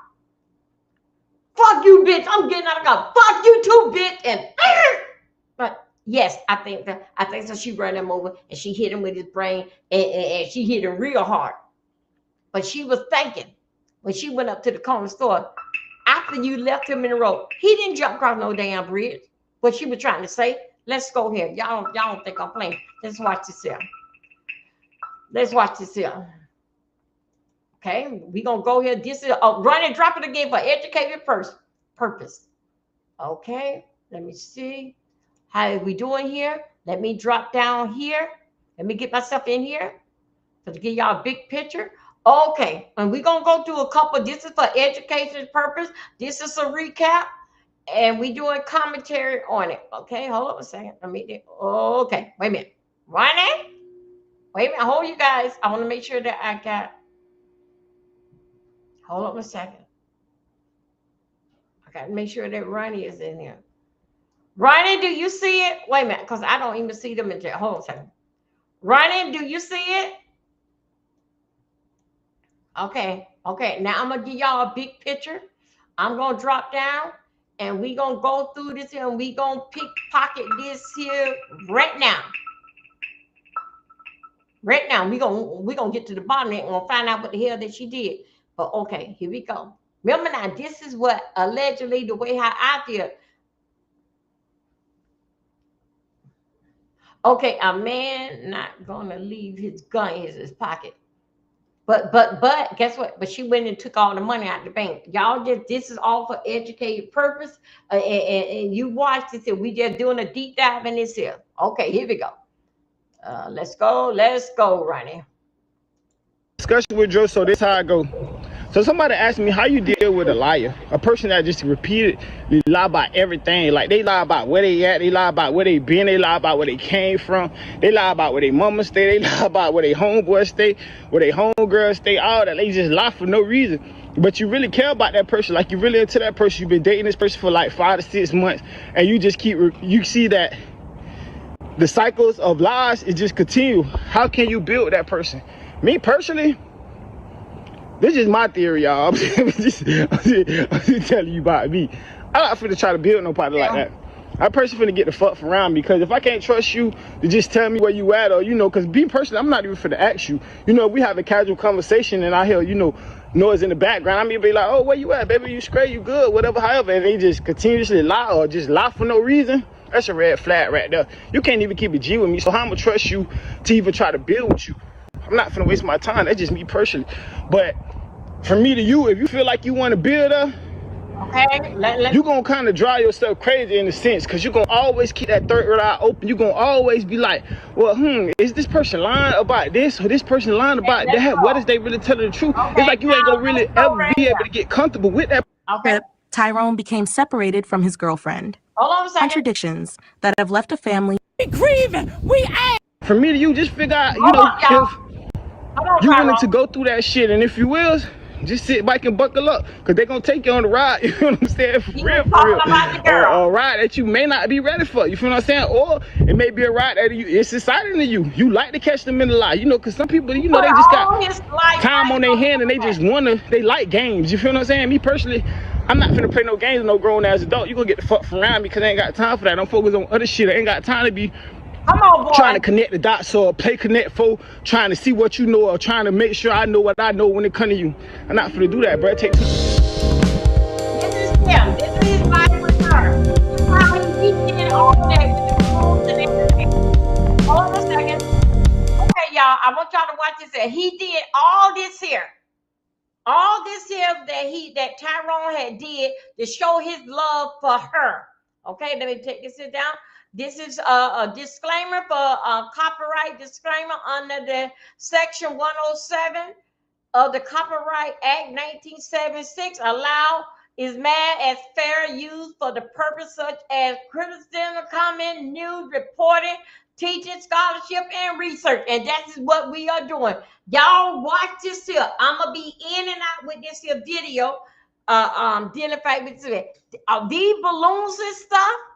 This is what Tyrone did for her. Everything was a surprise to her.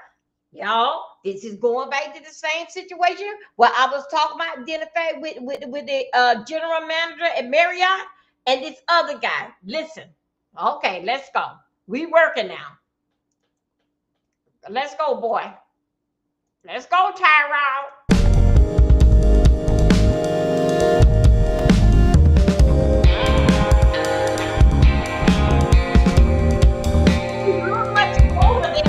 We mourning. We grieving. We angry. He love on everybody. We love all people. You don't do people like that. And then for the ones say what happened to him, y'all need to know what happened to him. At the end of this video, you will understand why Tyrone Davis Jr.'s family insists this was not a tragic accident, and why official authorities have not publicly clarified how a man on a romantic getaway ended up dead, far from home, under a bridge, with details that keep changing according to those closest to him. In this video, we're going to walk through 5 shocking details surrounding the alleged murder of Tyrone Davis Jr., also known as Stepdaddy Dro, using only documented reports, family statements, and public social media posts, while clearly separating what has been shared from what remains unanswered. Stay with me, because what starts as a vacation story quickly turns into something much harder to explain. Here's the one question everything in this case revolves around. How does a couple go on a Christmas vacation and only one person comes home alive? There are facts we can anchor in, and there are contradictions that have left a family searching for answers. This is not about speculation. It's about examining what has been publicly reported, what has been alleged, and why the people who love Tyrone say the explanations don't line up. Let's start with what we know for sure. Tyrone Davis Jr. was a content creator from Margate, Florida, known online as Stepdaddy Dro. Friends, followers, and family described him as charismatic, humorous, and deeply connected to the people in his life. His online presence reflected laughter, love, and consistency. In the final days of December 2025, Tyrone traveled with his longtime girlfriend, often referred to online as Lulu, for what was described as a holiday or Christmas getaway. The trip was meant to be a break, time away, time together. 2 people left for that vacation. Only one returned. At some point during the trip, Tyrone became separated from his girlfriend. What happened next would later be described in multiple ways, but what remains consistent is the outcome. Tyrone was found unresponsive under a bridge. He was transported to the hospital, where doctors informed the family that he had... Hold on a second, y'all. Let's go back. I want y'all to actually hear exactly what's going on. He was found under the bridge. Y'all heard that part? Yeah. Let's keep working. All this is for education purpose. We're doing a deep dive. What really happened to Tyrone? My God. Suffered severe head trauma and was brain dead. Wait a minute, hold on a second. According to family members... let me back this up right here. Right here. Okay. Let's go. For 2025, Tyrone traveled with his longtime girlfriend, often referred to online as Lulu, for what was described as a holiday or Christmas getaway. The trip was meant to be a break, time away, time together. 2 people left for that vacation. Only one returned. At some point during the trip, Tyrone became separated from his girlfriend. What happened next would later be described in multiple ways, but what remains consistent is the outcome. Tyrone was found unresponsive under a bridge. He was transported to the hospital, where doctors informed the family that he had suffered severe head trauma and was brain dead. According to family members, Tyrone's mother did not learn about her son's condition from his girlfriend. She learned through the hospital. Okay, wait a minute, hold on. And that's where the confusion begins. Okay, there we go right there. Remember now, he was he found unresponsive under a bridge. Okay, now guess what? She found out, the mother found out, did it with the hospital. How did the hospital know the mama? If the mama is in Margate, Florida, I don't understand. Let's keep working. Because once the family started asking how Tyrone ended up in that condition, the story didn't stay the same. One explanation suggested Tyrone fell and hit his head. Another version claimed he jumped out of a moving vehicle. A separate account implied he may have tripped while exiting the car. Different explanations. Same outcome. 5 o'clock that afternoon, the Lulu chick said that guess what? She was riding in the car with him. They got into a disagreement and he told her to let him out. Now, one, don't get me wrong. I know okay, back up. She probably loved my nephew. Okay, wait a minute. I do know my Wait a minute, hold on a second. Then I just said this here. I didn't pay no attention. Lulu was the one driving, but then again, I'm gonna show you some video where they said that Lulu can't drive because Lulu had a cast on had a boot on her leg. Then I was telling y'all, did it that how I was looking like, what Ronnie? That Ronnie don't like this type of teaching now. She said, I get you. Didn't I tell you that how I was seeing like that she was driving? Let's go.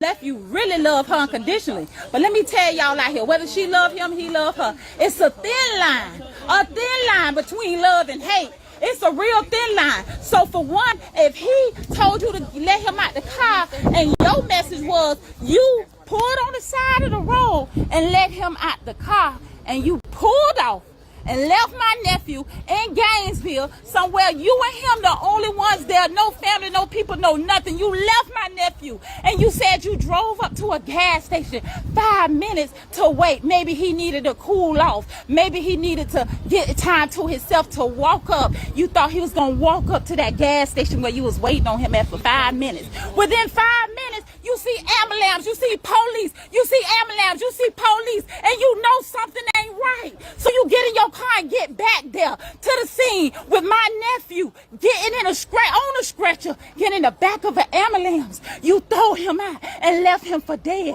And if you didn't, that's how we feel. And if we wrong, Lord, forgive us, but reveal the truth. Not only that, your story changed, because guess what? You called the Mama Renee, and when you called the Mama Renee, you gonna tell Renee, he fell at the gas station. Okay, wait a minute. He called, wait a minute, now hold up. Y'all got to follow me. She called the Mama Renee, right? But wait a minute. Didn't the hospital call Renee? Let's keep going. Okay. How he fell at the gas station and bumped his head when you claimed to put him out of car. Okay, now the story changed again. But according to the family, the injuries described by medical staff did not align with what they were being told had happened. And when explanations change, questions grow louder. If this was a simple fall, why did the details shift? If this was an accident, why did no single version remain consistent? And if the injuries were severe enough to lead to brain death, why does the explanation matter so much? This on Sunday morning, Renee drive up to Gainesville. The Davis family don't even know my nephew in the hospital. I gotta call it like it is. My Davis family don't even know that she got the call and call it like it is. Granny, Renee, I got love for you. You done lost 2 sons, and it's your last living son that just got his life taken. But she called you. You said you wasn't gonna call us because you wanted to get up there and see what happened once you got there. So you called my Charlotte and gave us the first story. The girlfriend told you he fell and bumped his head. That's what you said. So when Mud Charlotte got the call, she calling us in the Davis family say, we got to take a drive and see what went on with my nephew. Guess what? I wasn't there. Y'all wasn't there. Lulu was there. And at the end of the day, nobody knows but God. And it's going to come forward. Not only that, the next story change. Again, come on, Natalie. Come join with me. Take that jacket off. Come join me. Not only that, the Davis family got there. They said he brain dead, trauma to the skull, the back of the skull, his blunt force trauma to his head. Something had to happen. It didn't happen falling out no car. It did not happen falling down no stairs. It did not happen the way they kind of make these different stories. I ain't gonna say they is Lou. Before we go any further, I want to know what you think, because it didn't make sense to me either. Do these conflicting explanations add up to you based on what the family was told? Drop your thoughts in the comments below. Your perspective matters here. Hold on a second. Hold on. Now let's... Okay, wait a minute. Hold on. Let me tell you something. Okay, let's go right here. Ryan, do you see what the boot is on? The boot is on the left foot, but you can drive with your right foot. That's the driving foot there. It's your right foot. Okay, hold on a second. Let me let Ronnie. Y'all, this is for Ed. Please come in here, like my video. Here we go. Let's go back here, Ronnie. I need Ronnie. Ronnie is not seeing this here. She not seeing this. She don't think I'm talking right. Here we go. Let's go. Let's go, Ronnie. Come on, Natalie. Come join with me. Take that jacket off. Come join me. Not only that, the Davis family got there. They said he brain dead, trauma to the skull, the back of the skull, his blunt force trauma to his head. Something had to happen. It didn't happen falling out no car. It did not happen falling down no stairs. It did not happen the way they kind of make these different stories. I ain't gonna say they is Lou. Before we go any further, I want to know what you think, because it didn't make sense to me either. Do these conflicting... There we go, Ronnie. You see the boot? Ronnie, do you say, okay, I see a boot. They said that he always drew her around. Yeah, but what I can't understand, I'm trying to figure out, did it happen somewhere else and she had helped to put him in the car, got where the bridge at, pushed him on out the car, he rolled down across the bridge. Watch how this will change. Lulu, I mean your ass. You gold digging bitch. Keep them glasses explanations on. add up to you based on what the family was told? Drop your thoughts in the comments below. Your perspective matters here. Now let's rewind, because what makes this case even harder to understand is what the world saw just before everything went wrong. On social media, Tyrone appeared happy. He openly expressed love for his partner, shared moments from his life, and spoke about connection and commitment. His content didn't suggest turmoil. It showed stability, affection, and joy. Friends and supporters online later reflected on how much his presence meant to them, how his videos made people laugh, how familiar and genuine he felt.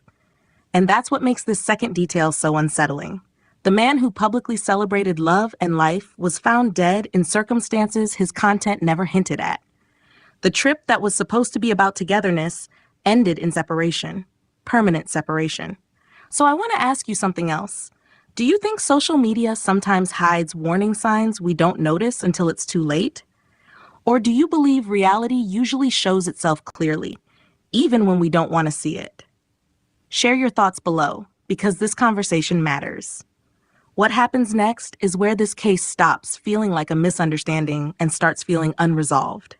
Because when the timeline is laid out step by step, the margin for error becomes very small. According to information shared publicly by the family and discussed across social media, the final stretch of Tyrone Davis Jr.'s life unfolded rapidly. There was no long gap, no extended disappearance, no hours-long mystery window. From the moment Tyrone was last seen alive to the moment he was found under the bridge, less than 10 minutes are believed to have passed.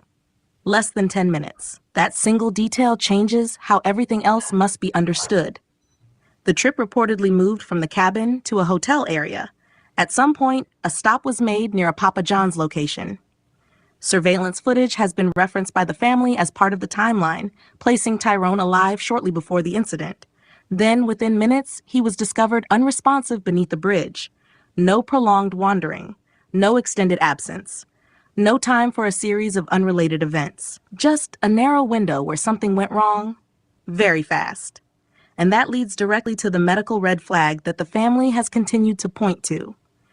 Doctors reportedly told the family that Tyrone suffered catastrophic head trauma. The injury was severe enough that he was declared brain dead. That description alone carries weight, because not all head injuries produce that outcome. The family has publicly questioned how an injury of that magnitude aligns with explanations such as a simple fall or an accidental misstep.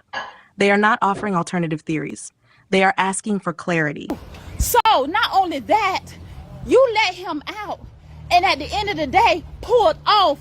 You left him for dead. Why would you leave him? How did he end up at the hospital? And let me grant it, y'all. They found my nephew's body under a bridge on Archer Road, on the side of the road. They found my nephew under a bridge and said a car pulled up and he stepped out of the car and staggered and fell to the ground. How in the hell that you left my nephew and then found him under a bridge when ain't nobody under the bridge, Lord God? You guilty for that alone. It's not coincidence. Let me tell you something. If it walked like a duck, it talked like a duck. Okay. Call Aflac. It's a goddamn duck. My cousin G-Boy said if a duck could pull a trunk, hook him up. Some foul play done happened to my nephew. We mourning. We grieving. Okay, we angry. He love on everybody. We love all people. We don't do people like that. And then for the one say, what happened? Okay. Calm down, baby. I got you.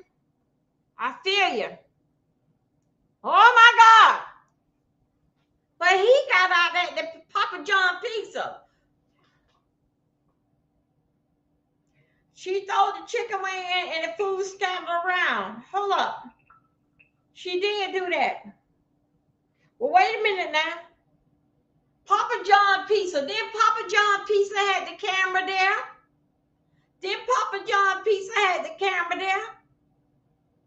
I need them to find that box of pizza and see if her handprints are on that box of pizza.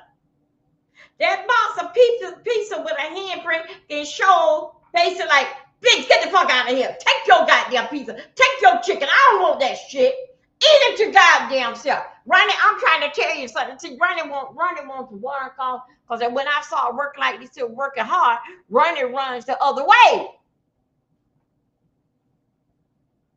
But I'm here to tell you the truth. I believe it was a second person. Wait, it was three. I feel that it was the second person. I feel that yes, she was driving. Her driving feet is the boot, not the one with the boot on, the regular one that didn't have no boot on it. She had a bad attitude. And it was all about, y'all remember now keep in mind, we keep in mind with the Marriott. Keep in mind with the Marriott. And the Haitian do all that what he can get. Look at the Marriott guy. Took him all around the world and spoke to everybody twice. I knew who was driving. Okay, when they left Pop Job. But okay, now tell me this here. Tyrone drive her everywhere. Y'all, it's parts and this here. We gonna be here for lunchtime. Shirley getting lunch ready, y'all. Matter of fact, she already started putting it out there on the buffet. My God, today, y'all ain't gonna like this type of teacher. My God, you ain't gonna like this type of teacher. Let's go. Yeah, I'm getting your ass right now. I'm watching you, Lulu. Let's go. Y'all need to know what happened to him. Some of y'all more family than his own goddamn family. We all are going through our own emotion. I'm finna get out of this phone because I'm getting emotional and I'm under a roller coaster. But I want y'all to know his whole skull was fractured. Fractured to the front, fractured to the back. So if you hit him in the back of the head, whatever rumor, whatever lifetime mystery, puzzle, whether it was an accident, then you say he stumbled out the car. Then you say he jumped out of the car. You was going 25 miles. Then you say he tripped on the feet as he was getting out. Accidents happen. But quit lying, Lulu. Tell us what happened to my nephew. If y'all was arguing and it started at the cabin, like you say, and however he ended up on the bridge, we need to freaking know. We need to know what's going on. It's not right. It's not right. We got a right to be. If someone falls and bumps their head, doctors usually explain that clearly. If someone jumps from a moving vehicle, the injuries often reflect that. But when explanations shift while the medical outcome remains severe, the family says the details matter. Because the cause explains the damage, and according to them, those two things have never fully matched. This is where silence became louder than words. As days passed, the family says they did not receive a public explanation that resolved the contradictions. Instead, they watched as information circulated online, often incomplete, sometimes conflicting, while official conclusions remained limited. That's when they decided to speak for themselves. Family members began posting publicly, sharing their confusion, their grief, and their frustration. Not to accuse, but to ask questions they felt had not been answered. They spoke about learning critical information late. They spoke about hearing different versions of events. They spoke about how difficult it was to reconcile what they were told with what doctors described. And once those posts went live, the response was immediate. Supporters flooded the comments. Followers shared the posts. Strangers asked the same questions the family was asking. How did this happen so quickly? Why did the explanation change? Why hasn't there been a clear public determination? If you're finding yourself asking those same questions right now, you're not alone. And this is a good moment to pause and say this. If you believe stories like this deserve transparency, sharing this video helps keep the conversation going. This is for accountability. That's why Crime Bits exists. As of now, no one has been charged. No one has been publicly named a suspect. Authorities have not officially stated whether this was an accident, a homicide, or something else entirely. That absence of a conclusion is not an accusation, but it is a reality. And it's the reason this case continues to follow Tyrone Davis Jr.'s family into the new year. Because when explanations don't settle, grief doesn't either. So here we are, with a man who left on vacation, a timeline measured in minutes, injuries that demand explanation, and a family still waiting for answers. And that brings us to the final question. If this were your family, would you accept these explanations?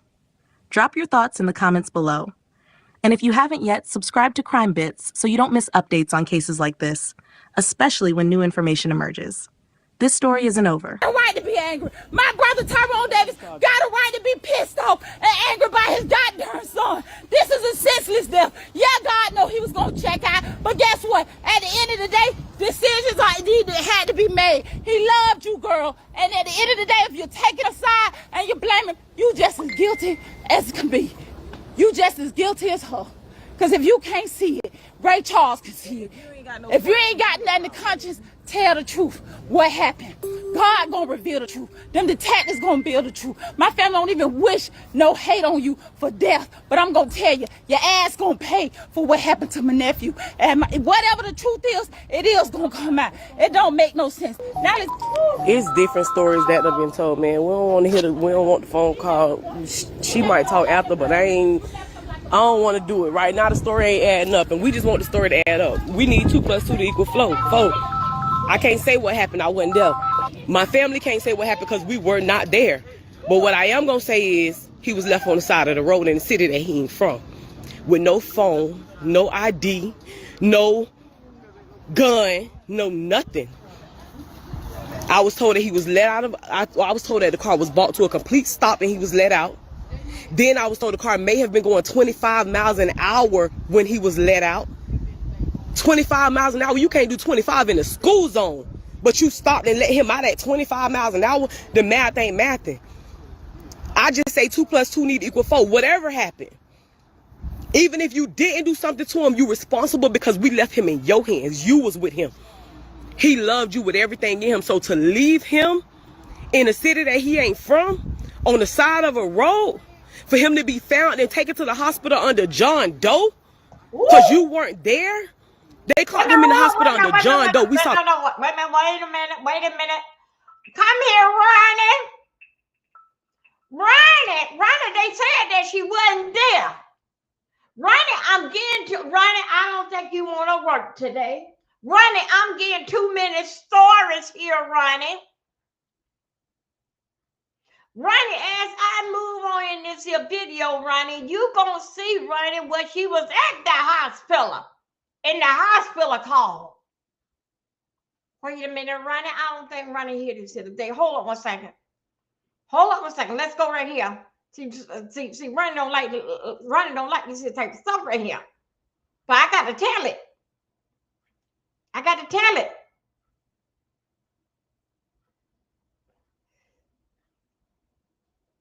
Okay, let's go right here. Let's go. I'm gonna move around right here for a minute here. Stay with me, Ronnie. Okay, here we go. Come on, girl.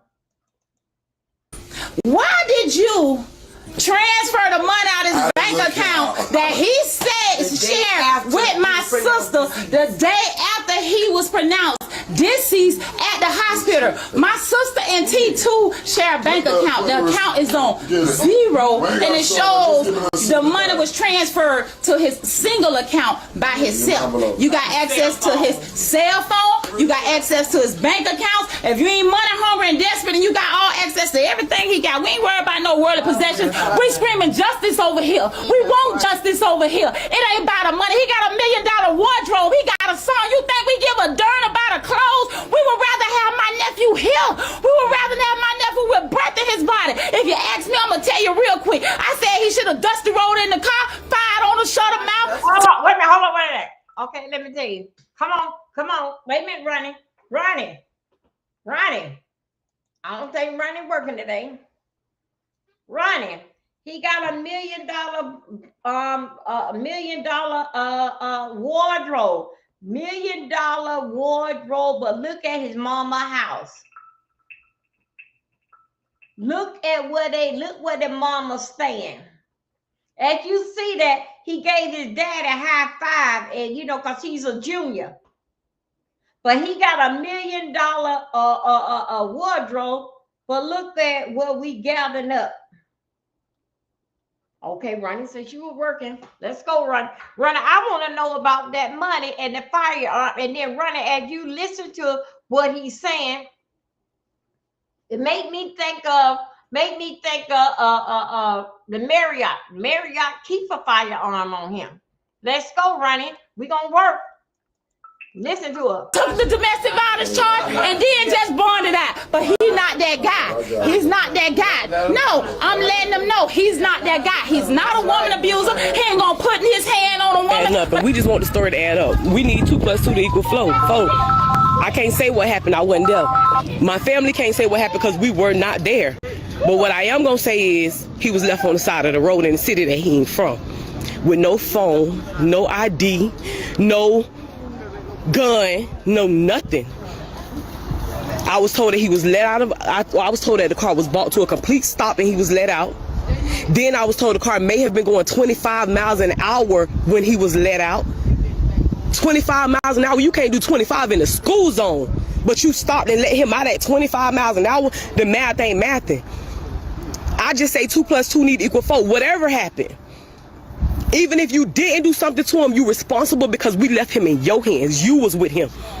He loved you with everything in him. So to leave him in a city that he ain't from, on the side of a road, for him to be found and taken to the hospital under John Doe, because you weren't there, they caught him in the hospital under John Doe. We saw the hospital records.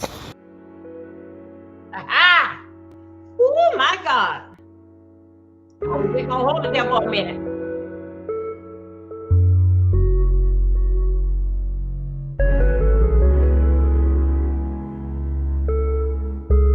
He was a 35-year-old blogger, motivator, speaker.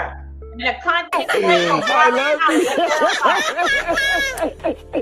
I love you too. Man, I love you. You my everything. Oh my God. God, I love you, Lou. So I can close the door. I love Take your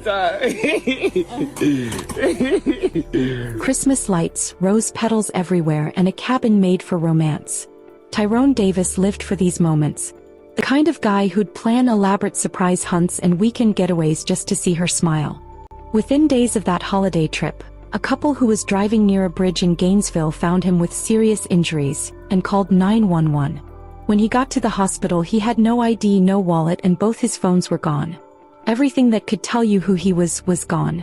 The woman who'd just been on that romantic surprise had different stories about what happened, and had also emptied his bank account. Before we get into it, leave a like, drop your thoughts in the comments, and subscribe to Crime on Pulse so you won't miss the next case. Tyrone Davis, who went by Stepdaddy DRO online, was 35 years old and lived in Broward County, Florida. His energy had this way of pulling people in.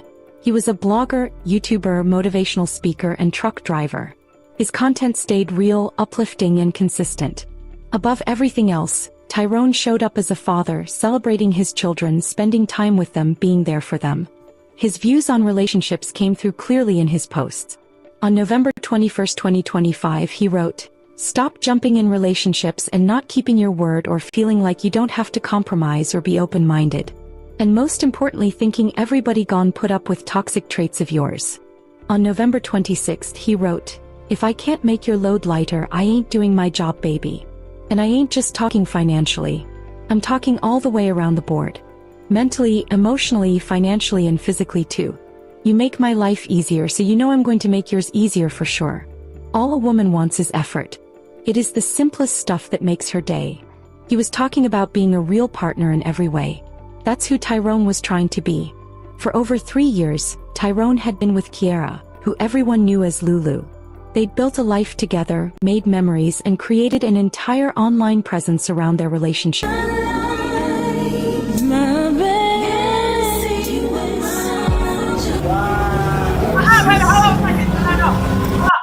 Let me stop that. I got to take that music out of there. Hold up. I can't do that. Ronnie, that music came in. Ronnie, I got to write that down. Definitely don't want to get no kind of scrape on this here. Hold on a second. The music came in. And hold up. Let me get this out of here. The music gonna come in. Wait a minute, Ronnie. I'm sorry. It came in at 40. Okay, right here. It came in. Hold on a second. I got to get that out of there.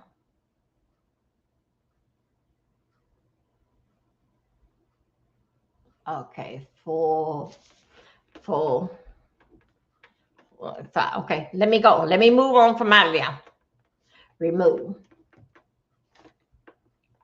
Okay, you guys, I got to get that out of there. Okay, you guys, let me go where it's not no music. Okay, let's go right here. I can't go where the music at. Let me see. Right here. Let me go right here. Okay, right here. Let's go. Let me get it right there. Okay, Ronnie, here we go. Evening hours, things got complicated. A couple was driving near a bridge in Gainesville and saw someone who clearly needed help. The wife was a nurse, so they pulled over and rushed to help him. He had serious injuries and she started doing CPR, Hey, trying to hold keep up. him. Hey, Ronnie, come here. Ronnie, come here. Yeah, I just got it out. I got to pull it out there. Ronnie, guess what? You here now? She said that he fell over across the bridge there. The wife and the husband came out and found him on the bridge, but in the road. If he fell across the bridge and they driving by now, how could he see him? How could they see him if he don't fell across the bridge? They riding down the road, but he dead in the road. What don't sounds right? It don't make sense. It's not true. Hold up, let's go, Ronnie. We working. Him stable while her husband called 911. Emergency services arrived and rushed the man to the hospital. When he got there, he had no ID, no wallet, both his phones were gone and his weapon was missing. Everything that could tell you who he was gone. So the hospital admitted him as a John Doe, an unknown man in critical condition fighting for his life. Shortly after, Lulu showed up at the hospital. According to her story, she'd been at a gas station about 5 minutes away, went back to where it happened and saw the ambulances. 24 hours went by. And during that entire time, she didn't call anyone in his family to let them know what was going on. The hospital staff eventually made the call themselves. They contacted his mother, Rena Demps. No. And Wait that's how. No. Wait a minute, Ronnie. No, Ronnie. When she left him, yes, she did. Ronnie, how could they call his mama and he was a John Doe? She sat there 24 hours thinking about the lie. He never did trust her because she continued to lie, because that she basically was playing him to get what she can get out of him. She loved him, but she was not in love with him. It's a big difference. Like how she says, a thin line between love and hate. That makes me go back to the Marriott situation with the two guys. He loved it, Marriott, but he wasn't in love with Marriott to get what he want out of Marriott. Then he filed these charges. Now look at this here. Ronnie, if he fell across the bridge, the cars can still go down the road. The cars can still ride down the road, Ronnie.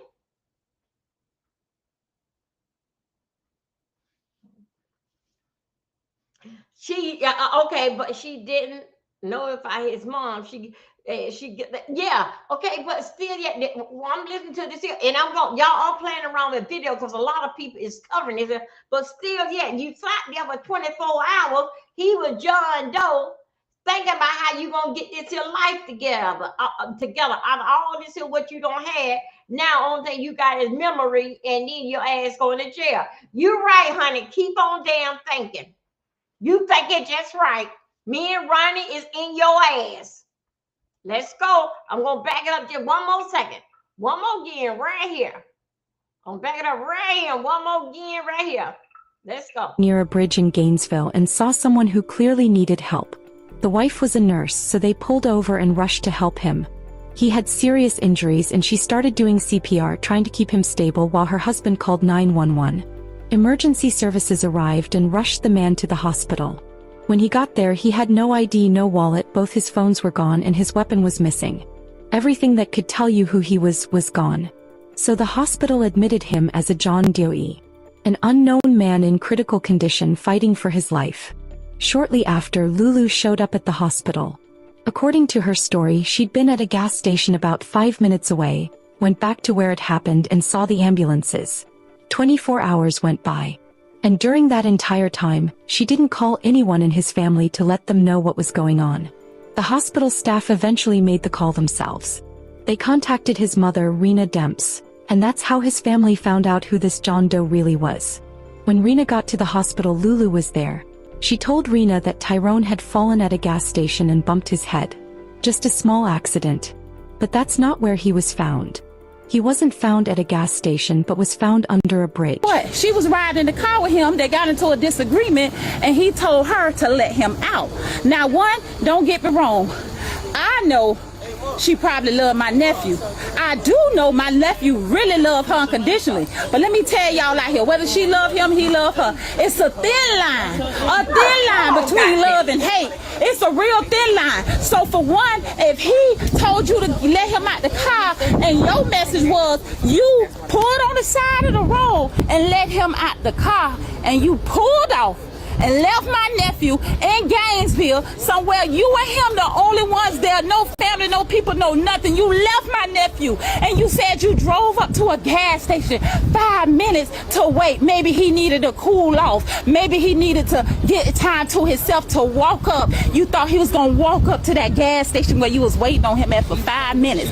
Within 5 minutes, you see ambulance, you see police, you see ambulance, you see police, and you know something ain't right. So you get in your car and get back there to the scene with my nephew getting in on a stretcher, getting in the back of an ambulance. You throw him out and left him for dead. And if you didn't, that's how we feel. And if we wrong, Lord, forgive us, but reveal the truth. Not only that, your story changed because guess what? You called the Mama Renee. And when you called the Mama Renee, you gonna tell Renee, oh, he fell at the gas station and bumped his head. How he fell at the gas station and bumped his head when you claimed to put him out of car. Okay, now the story changed again. This on Sunday morning, Renee drive up to Gainesville. The Davis family don't even know my nephew in the hospital. I gotta call it like it is. My Davis family don't even know that she got the call and call it like it is.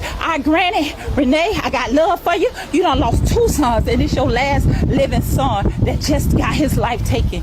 But she called you. You say you wasn't gonna call us because you wanted to get up there and see what happened once you got there. So you called Aunt Charlotte and gave us the first story. The girlfriend told you he fell and bumped his head. That's what you said. So when Aunt Charlotte got the call, she calling us in the Davis family to say, we got to take a drive and see what went on with my nephew. Guess what? I wasn't there. Y'all wasn't there.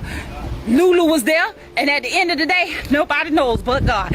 According to what the family learned from medical staff, his injuries were the kind that would need a lot of force to cause that much damage. While Lulu was at the hospital with Rena, she mentioned needing to go back to the cabin to pack up their stuff. Rena didn't think much of it at the time because it seemed like something normal to do. But then she started asking questions. He wanted to understand what happened. What were the details? The more she asked, the more things didn't add up. So she decided to contact the cabin manager herself to see if he knew anything. The cabin manager told her that during Tyrone and Lulu's stay, people staying nearby had reported hearing an argument coming from their cabin. So he went over to check on things to make sure everything was okay. By the time he got there, things had calmed down. But he only saw Lulu. Tyrone was nowhere around. Lulu was packing stuff, loading things up and moving their belongings out. This story directly was very different from what Lulu told Rena at the hospital. She said she needed to go back to the cabin to pack their things. But according to the cabin manager, she never came back because there was nothing to come back for. Woo! Sister, you got it out. You got it out. It's different stories that have been told, man. We don't want to hear we don't want the phone call. She might talk. Okay. Damn. Oh boy, boy, boy. How could I do this here story? And hold on a second. Let me see. How could I do this here story? Oh, do so that. Okay. Wow, wow, wow, man, that is something else. There is something else. Lulu.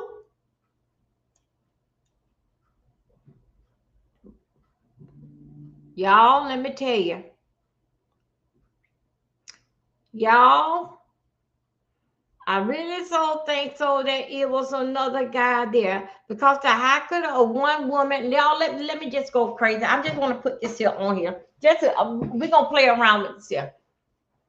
How could just one woman and he looked like a strong man? He had her on his shoulder. The people at the camp, the manager said that He went over there to see what was going on with I love you. Y'all saw on the cabinet, on the cabin what it said, I love you. Anyway, hold on a second, y'all. Let me get this here. Y'all, the manager of the cabinet, of the cabinet people, the other folks round there in Yanda was calling and was saying it was a little noise over there, and they could not rest, sleep, or think. Not where not where the happy couple was saying that I love you. Yeah, I love you had on the cabinet. I love you. I love you was over there. They was making some noise over inside there. When the cabinet, shut up, computer, my Lord. When I love you, when the cabinet manager made it over there to I love you, he didn't see Tyrone. Then he started calling Tyrone. It wasn't no answer with Tyrone. But Miss Damn Hoochie Coochie, she was there. The gold digger, the foul play, the robber. The robber. She took both phones and firearm and got the money out the bank.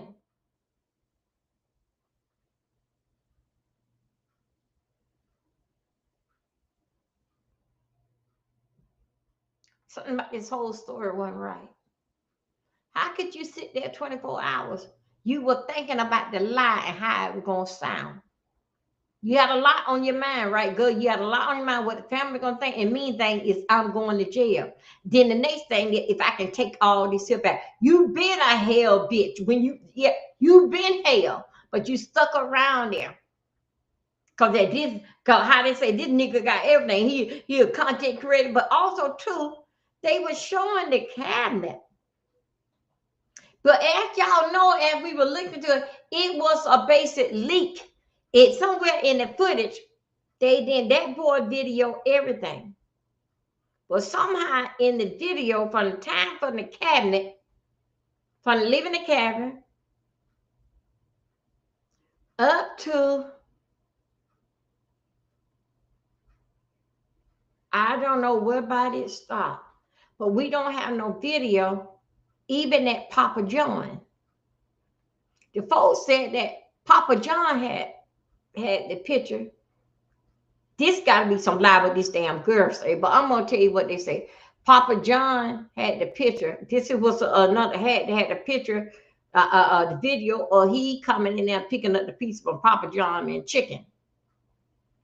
So something about this here and there, but Papa John had it. This is a lie is told somewhere in here.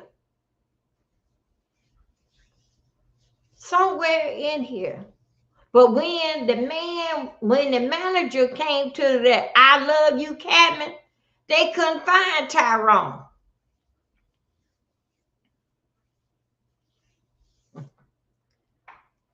Bitch, you guilty. Let's go. Because let me tell you something. You could have went to the hospital. They was gonna send you home and said that we had an argument and he got out the car and I just pull off. That could have happened. But no, you went to the damn rescue, you regular ass, greedy ass bitch. You went to the damn screen, you went and got you some money. What did you get the money for? To see if you're gonna be, I think so they got me a package. And see if you're gonna be bailed out.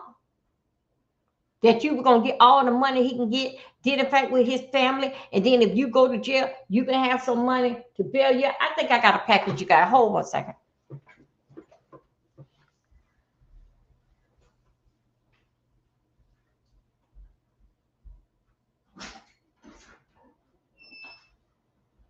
Hey, man. You got something for me, baby? No, that's all right, then. Thank you. You too. Happy New Year. Thank you.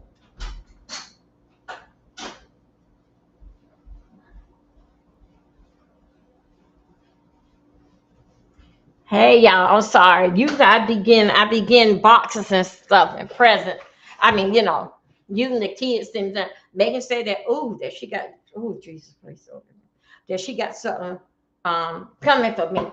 So anyway, so let's do this here. Something running. Running, were you in that car? Running, were you in that car driving it? Then you let them fight running, and then they couldn't control themselves, and then you put him out the car, then you put her out the car up there at the gas station that was 5 minutes away. But I want y'all to see this here. Let them count how far was the gas station. Now remember, they found him on the side of the bridge. Yeah, they found him on the side of the bridge. So okay, right there. When you hear the story, they say he fell across the bridge. That's what happened to his skull. No, baby. No. You drug off and you didn't care. The door must hit him in the head and he right there by the sidewalk. Something about it, but still, yeah. They found him in the streets. How did he get from the streets to fell across the bridge? Okay, I wanted the police to question her. Because if something like this still happened, they would not go back. Broward County, y'all, that's Fort Lauderdale. That's basically where I'm from. I know about Margate, where this young, I don't know this young man. I know Margate, Florida, because I know it. I'm from down there. But what I kind of understand is that with a crime like this here, Ronnie, anybody would know, do they send him back to Broward County because that he's from Broward County, Margate? Or do they send him, like, I mean, with her, do they send them to Gainesville, like, say, like Gainesville jail? Or if they let her went home, hey, Granny Love, my baby, Happy New Year. I wonder, Granny Love, when it's a crime, okay, I say, for instance, right now, okay, they are from Margate, Florida. That's down there in Fort Lauderdale. They went to Gainesville.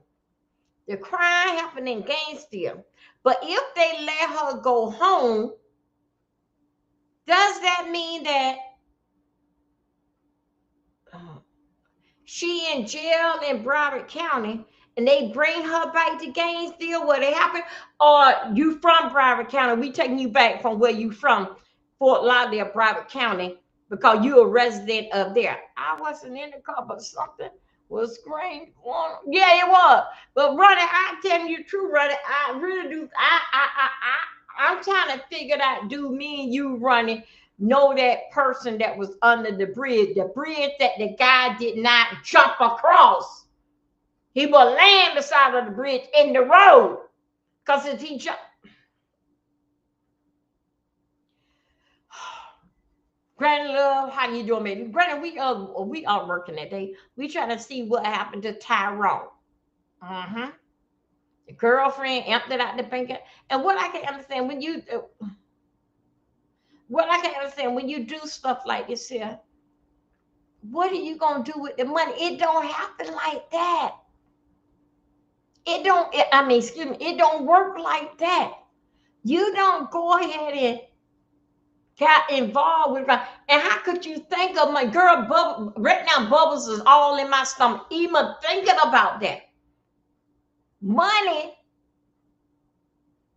unless that you money, I couldn't even think of how to put the PIN number to get the money.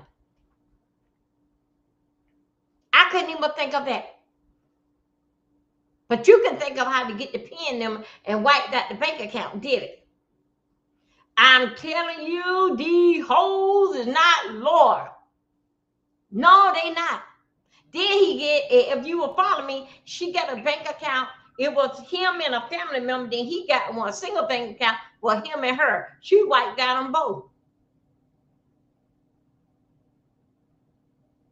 But still yet, you hear one of the family members saying that he got $1 million clothes in there in the closet. But look at the mama curtain hanging off the wall. Let's go here. My God.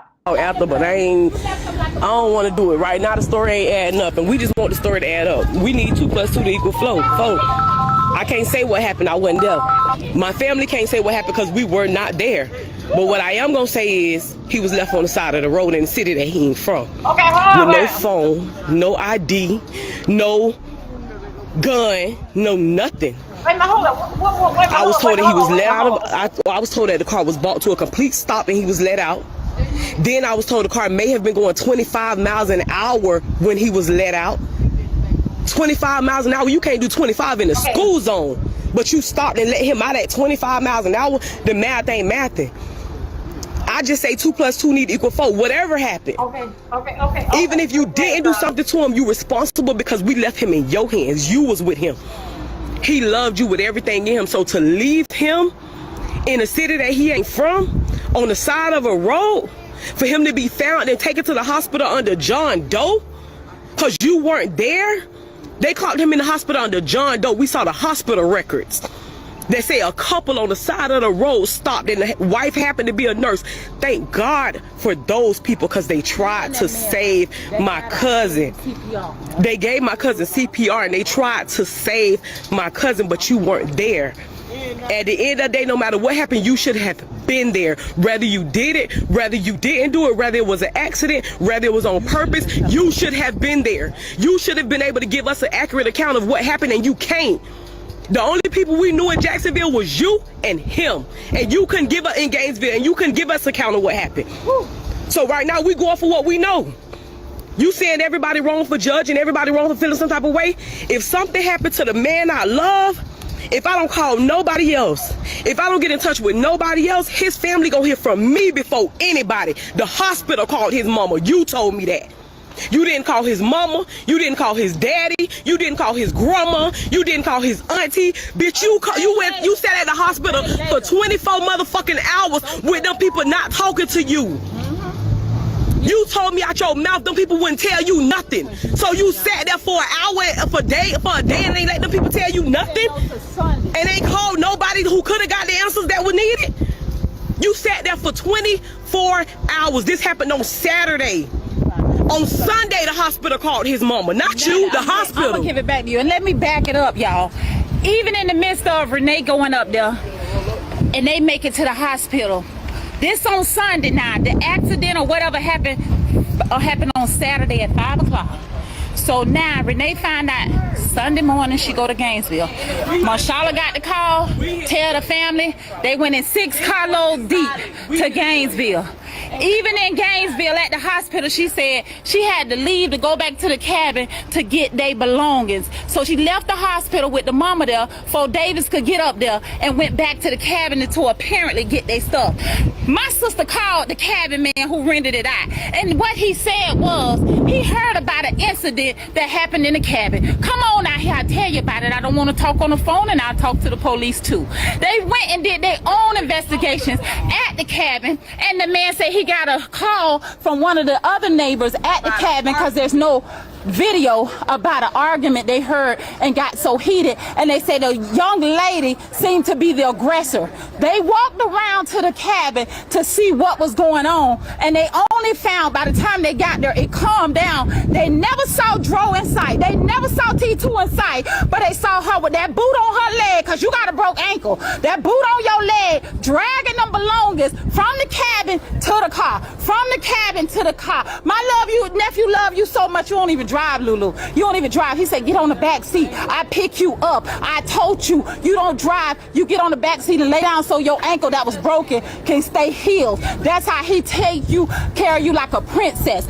Okay. The man told my sister she never came back to this cabin. I rented it out on Saturday. The moment they left, somebody else checked in. She never came back and got their belongings because she already had their belongings.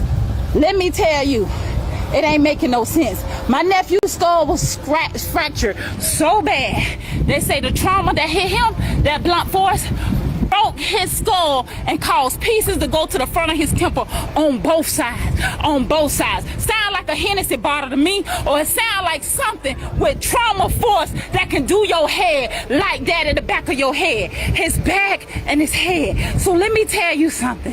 I don't know, and I don't care who don't like my live or who got something to say about Tasha why you did that, because I needed to do that. At the end of the day, nobody ain't in her shoes. We getting attacked back to back. Yes, it is God will. Yes, it's already written. God know how he was gonna check out before he left here.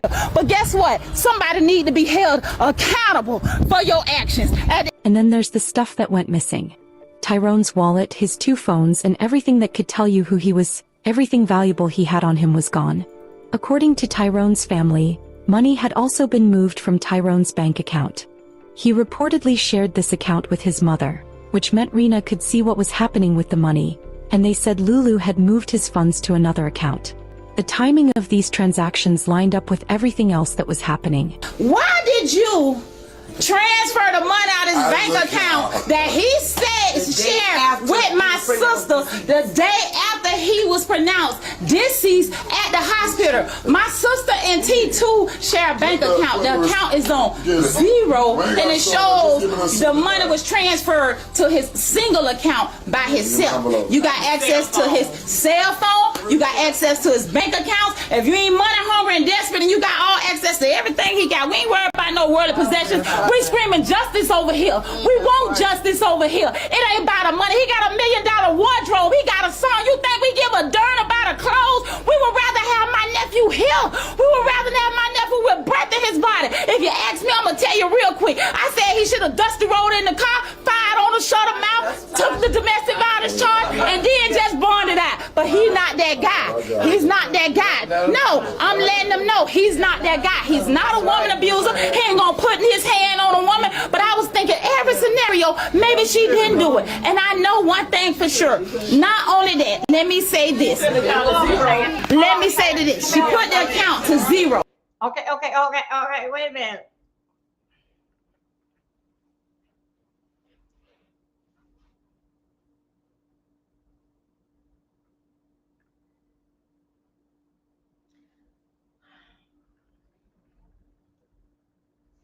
Listen to what she is saying.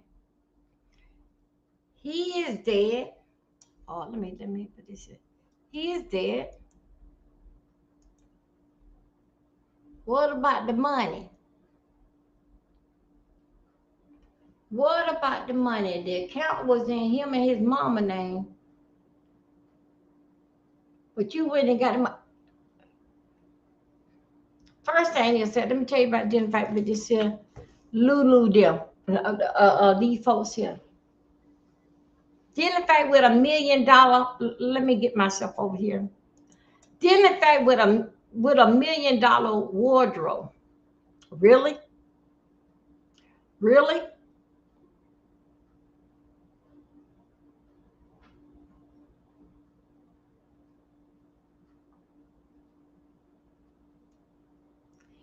Okay. That part they're running, I was thinking.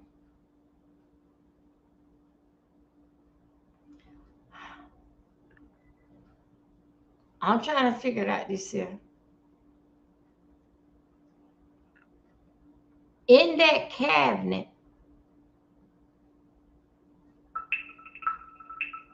before they rent it out,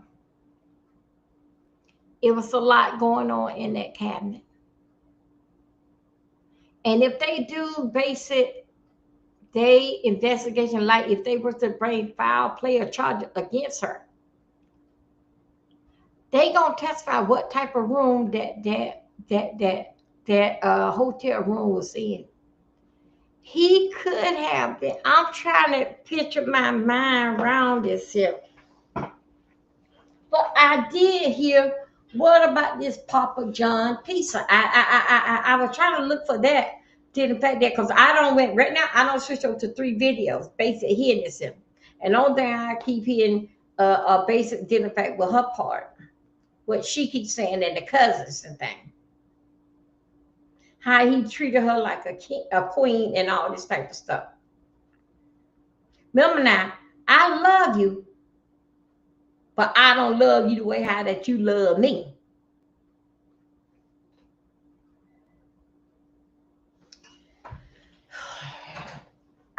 This whole thing don't make no sense. Don't make no sense. The whole thing. And I believe so. That I seen.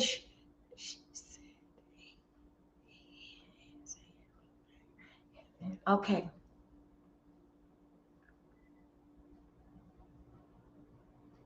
What could that she hit him with? Because it seemed like that she hit him from the back. Because with him being a strong man, a big dude, he picked her up and had her on his neck. Either drunk or not, you will sober up and stop somebody if you know that they finna hit you. That all that drunkenness goes out the door. Now it don't. It comes out like that. My nigga got this here. My nigga get all this money and this cash out. My niggas treat me like a queen. That's what that's what he gets off. But I'm going somewhere with this here is that it was a hard weapon that she hit him with. And she hit him from the back. Let me tell you. I want to see the times on it when they picked up that pizza. I want to know, was he alive when they picked up the pizza? Because already, what he's saying that when the cabinet was rent back out when they left Monday, when they left Saturday, they rent the cabinet back out. So she ain't have nothing to come back to the cabinet for. Reason why that she didn't want to talk to her mama, his mama them when they made it from Margate to Gainesville, because guess what? She know that it would have been a lot of questions that they was gonna ask her, and everybody was emotional and crying.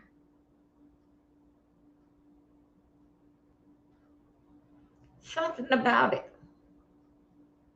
I wants to know what time did they go to Pizza Hut, Papa John, to pick up the pizza? What time? Was that pizza was bought early part of that evening, or was it bought that their night?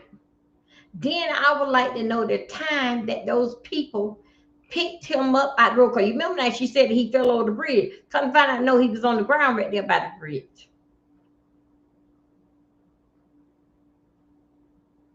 Seeing like he's saying, girl, I'm tired of you. I'm tired of this shit. I do everything for you. You never catch a nigga do everything, do what I do to you. Seemed like that he caught her in a lie or some kind of stuff. Seemed like that to me. Hey, boo, come on now. Did she kick him in the? I don't know. She hit whatever that kicked him in the head. I don't. Whatever that she did, she kicked. It happened from the back, and it broke up the brain in bits, little pieces. The whole head, but it was hit from the back. Hit from the back. The brain's all in little bit of pieces. Then you got a Papa John, Pizza Hut, and chicken.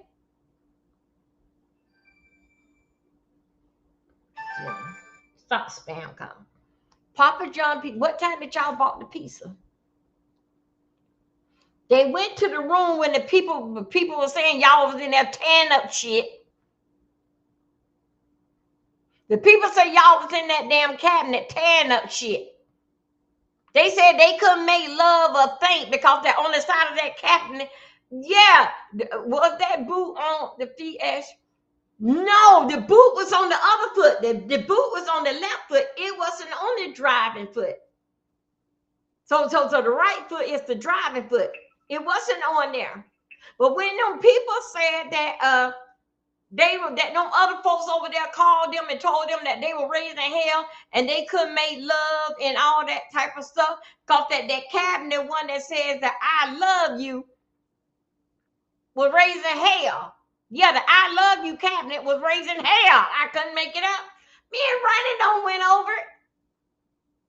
Everybody else trying to make love, but the cabinet that really say that I love you, they throwing, just bucking it up in there. So the man got scared. Wait a minute, she was in the back seat. Wait a minute. The niece, that lady right here, Mouth said that he loved her so much that now remember that you can't put your feet up, put you in the back seat. Yeah, you can put, and the back seat got a little thing there. Yeah, you can put your feet up right there and have one. Yeah, you can do that. But it wasn't her driving feet. The driving feet is the right thing. According to this young lady, he don't let her drive nowhere. But okay, he don't let her drive nowhere. Then how did she drive to the corner store, the gas station? Why would when they went to the cabinet saying that I love you? Why when they went to the cabinet and the manager asking for where's Tyrone? What was Tyrone? And when the man went to the cabinet, she was packing. Only body that was seen was her. She was packing the stuff to get on out of there. But where is Tyrone? Is he going to help you 1 foot put this stuff in the yeah, y'all know how we do it over here. We got a name for everybody. If 1 foot couldn't drive, and Tyrone let her put her leg up right there, but it can go ahead on the hill. Well, I can't understand about 1 foot. 1 foot, who helped you put those suitcases and everything in the car?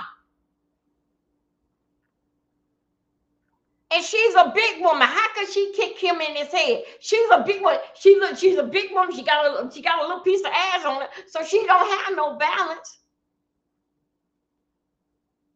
What weapon that he used to hit him in the back head? And I'm pretty damn sure you and him got an argument because he had already said how sneaky that you was.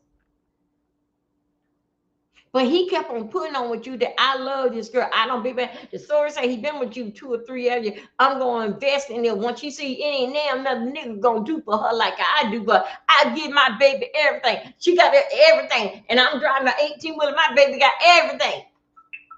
She ain't going to, no man ain't going to treat her the way how I treat her and give her all this here.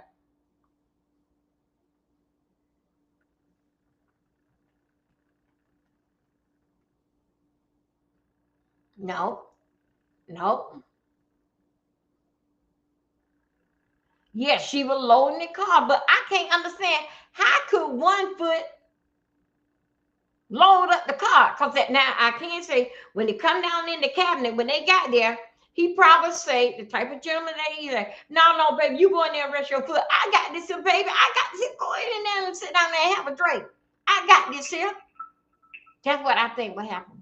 But all of a sudden, when the manager came there to see what the hell y'all doing tearing up my shit, they caught her moving everything out. 1 foot. The 1 foot that broke her ankle. 1 foot that cannot drive. But still yet.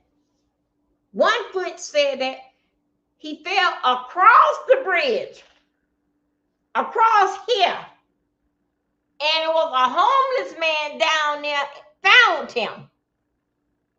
The lady and the husband, the wife was a nurse. They were coming down the road and they seen the body laid there beside the bridge. She said that she was going 25 miles an hour. What the fuck? That's fast. The school zone, you have to go less than 10, then it less than 5. You going 20. Most residence area, when the kids are in the area, it basically like 15 or 10 miles because kids are in the area. Most around here is 35. You going 25. That is fast. You got a bad attitude. He kept catching you into a whole lot of lies because he did a video of that before, but he kept on trying to prove you right. As baby, you ain't gonna find no man do that can take care of you and give you all this and take you this place and that place. You was in there for the flashy flash. Cause my baby take care of me. That's what you was doing. Yes, you played a part and it was somebody else. That's why you took those damn cell phone. But my God, to tell you, yeah, it sounds crazy. But my God, tell me this here.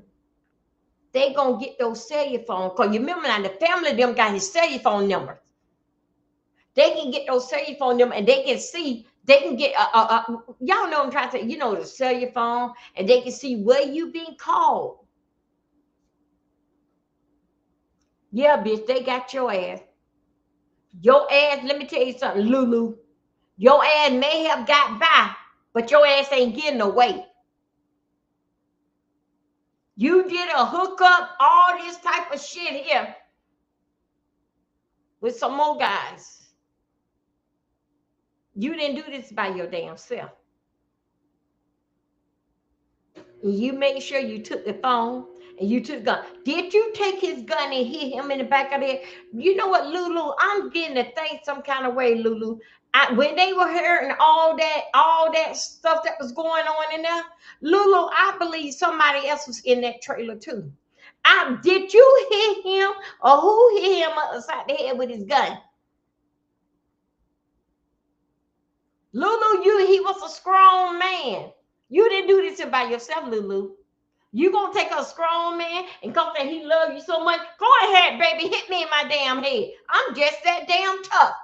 And you can have the gun, my phone, and all my clothes, because they all worth $1 million.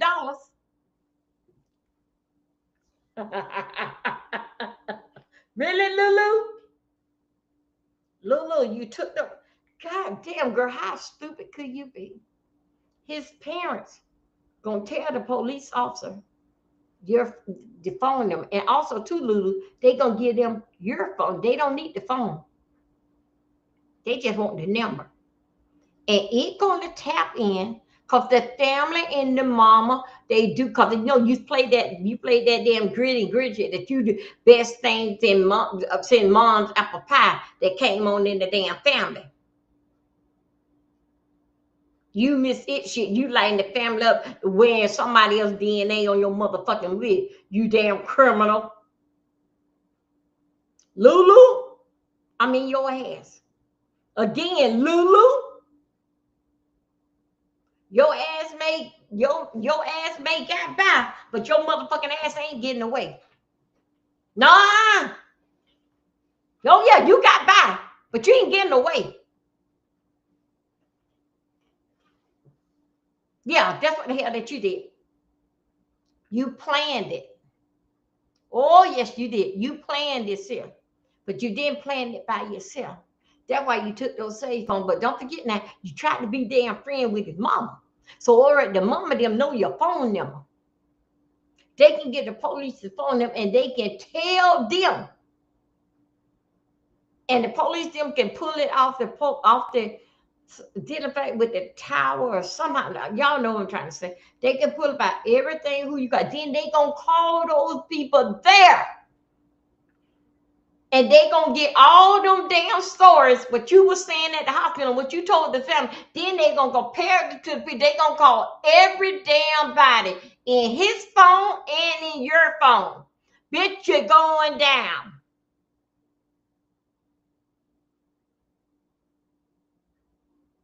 Let's see if you're gonna be in sippy silk in that damn jailhouse. Wow. I would say to the parent, to the family, you're not gonna get the story out of her. This boy done made video after video saying that how much this here girl lie. You ain't gonna get the story out of her. You gon' and also too, I'm gonna tell you something. The streets knows more than the damn family. The streets knew what had done damn happening before the damn family. Because during that 24 hours time, she was doing some cover up shit here, there, and there. And that's what the fuck that she was doing. Somehow or another, I'm gonna listen to this a little bit. I really want to say she was driving the car, and I think so that she pushed him out of the car, or she needs some help. But if I can ever find that Pizza Hut box, that Papa John pizza box. The Papa John pizza box will show if she slinging out the car. It was shows where the pizza was thrown out in a mad way. But I can imagine what she said. I can imagine what he was saying. But somehow or another, it's telling me he ain't say too much because that he couldn't be found in the cabinet. Was that pizza bought before or after? Let's go. Let's go right here. Let me see where we at right here. Hold up a second. Okay, there's some more dealing fight with the family there. Okay, let's see what she's saying because we got another video.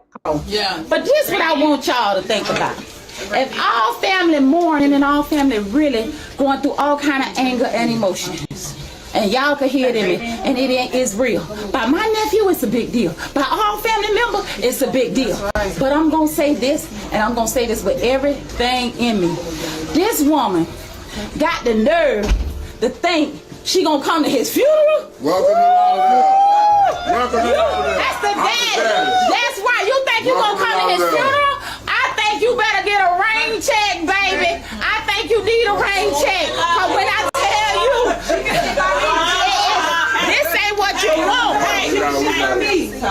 Tell her how she can sit between me and my sister. She can come. Listen. Okay, let me tell you something. Did in fact what I think so it's the wrong thing for her to go to the funeral. I think so it's the wrong thing for her to go to the funeral because when she going to the funeral, it basically sounding like that. I loved him. And it was an accident.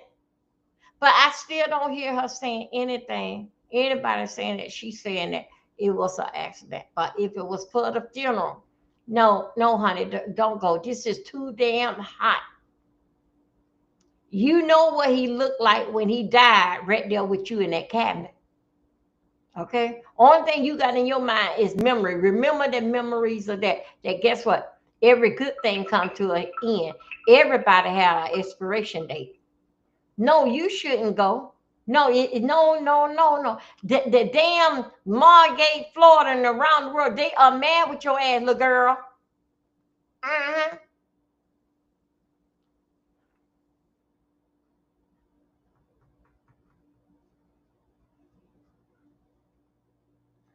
Let's go. Okay, let's go right here. Let's see what they okay, let's go right here. Everybody basically saying the same old story, man. I'm trying to figure it out. Okay, let me see. Let's go right here.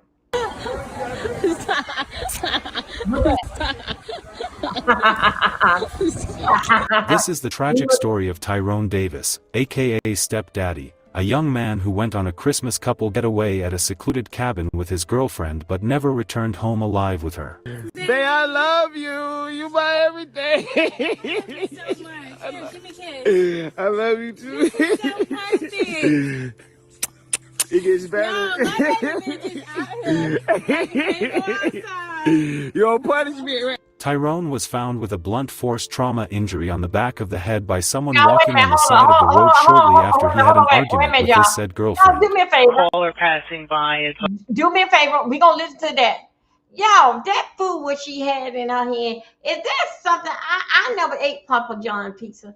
Y'all, the food that she had in her hand in that bowl, is that something that it looked like it was chicken? Is that something what they give y'all at pizza? Now I had ordered at Pizza Hut like you know, like the Alfredo, pasta Alfredo, and now that stuff came into a different pan. Do that look like the food that maybe they had ordered from Papa John? Let's take one look at it. Then we're gonna go and listen to the 911 call. Hold 1 second. Don't leave me. Don't nobody leave this room. Let's get right in here. Hold up 1 second. Let me just back this thing up right here. Right here. Y'all look at this there. Okay. Okay, let's go. This is the tragic story of Tyrone Davis, aka Stepdaddy, a young man who went on a Christmas couple getaway at a secluded cabin with his girlfriend but never returned home alive with her. Say I love you. You my everything. Right here, right here. Give me a kiss. I love you too. Right there. Oh, hold up for a second. Okay, y'all, wait a minute. Hold up right here. Okay, I'm trying. Look how she, it's young people. Look how she dressed, but it's okay. That's young people. I'm trying to get right here, y'all. Those of you have ate from Papa John. That a little bowl, what they have in there. Is that something with Papa John? Like I say, how Pizza Hut have like they pasta, okay? The Alfredo. I want to know, just as y'all think, is that their food? What she got and he have in their hand? Is that a part of like a side dish at Papa John? Hold 1 second, let's go, because I'm trying to pinpoint when did they go to Papa John. Then we're gonna start listening to this. Let's just look at the food for a minute. Hold on a second. Okay, let's try it again, real quick. Of Tyrone Davis, aka Stepdaddy, a young man who went on a Christmas couple getaway at a secluded cabin with his girlfriend but never returned home alive with her. Say I love you. You my everything. Okay, right there. I don't know if y'all can see it. Right here. I don't know which way we can do it. Let me see how I can. I don't know. This is what they give me. Right here. Right there. Is that something like a side order dish that it would give you at Papa John? Let's just look at it for a minute. Let's go and look at his. Watch it. I'm gonna go real fast, real quick. Thank you so much. Give me a kiss. I love you too. Okay, there we go. Okay, wait a minute. Hold up. I bring it back. I'm looking at that. That there got shrimps and rice. Okay. Okay, I'm okay. That there got shrimps and rice. Okay, I got it. I'm okay. I got it. It was Valentine's Day. It was Valentine's Day, Miss Dover, 2020. Oh, that was what happened? 2025. What? Oh, that was never Valentine's Day. Okay, that their part of the cabin. That problem was that when they like redoing, redoing something. When this here happened, everybody is bringing it up, dealing in fact with Christmas. Last week. Because the videos that's coming out, been out like 24 hours ago, 19 hours ago. Now that there, okay, with the hard, yeah, that can be Valentine's Day. So tell me this here. What happened Christmas weekend, the story. Okay, yeah, that is so. That their part that was Valentine's Day, but the story, yeah, that is true. It just happened. Okay. Wait a minute, hold on a second. Okay, now we can move forward. We ain't got to worry about that. Let's move forward. Now let's hit a 911 call. Okay. It gets better. Your punishment, right? Tyrone was found with a blunt force trauma injury on the back of the head by someone walking on the side of the road shortly after he had an argument with this said girlfriend. Caller passing by advising male patient injured after being hit by a sedan. Sedan versus male patient. Even though he treated her like a queen and was seen as the boyfriend of the year, his friend said he was betrayed by his girlfriend. Put her ass in jail. She need to be in jail. It wasn't no flip over no damn bridge.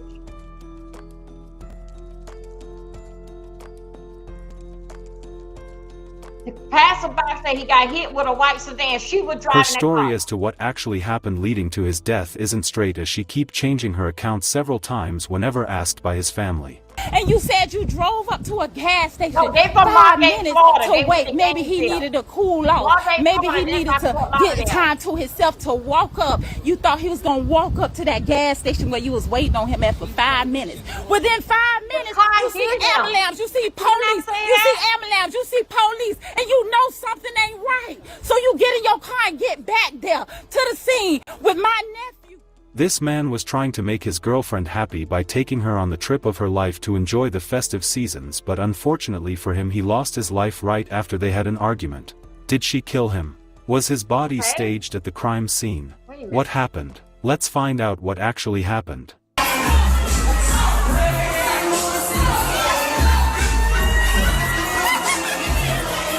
Hello and welcome to Twisted Crimes. Subscribe and hit the like button for more stories. Hold up.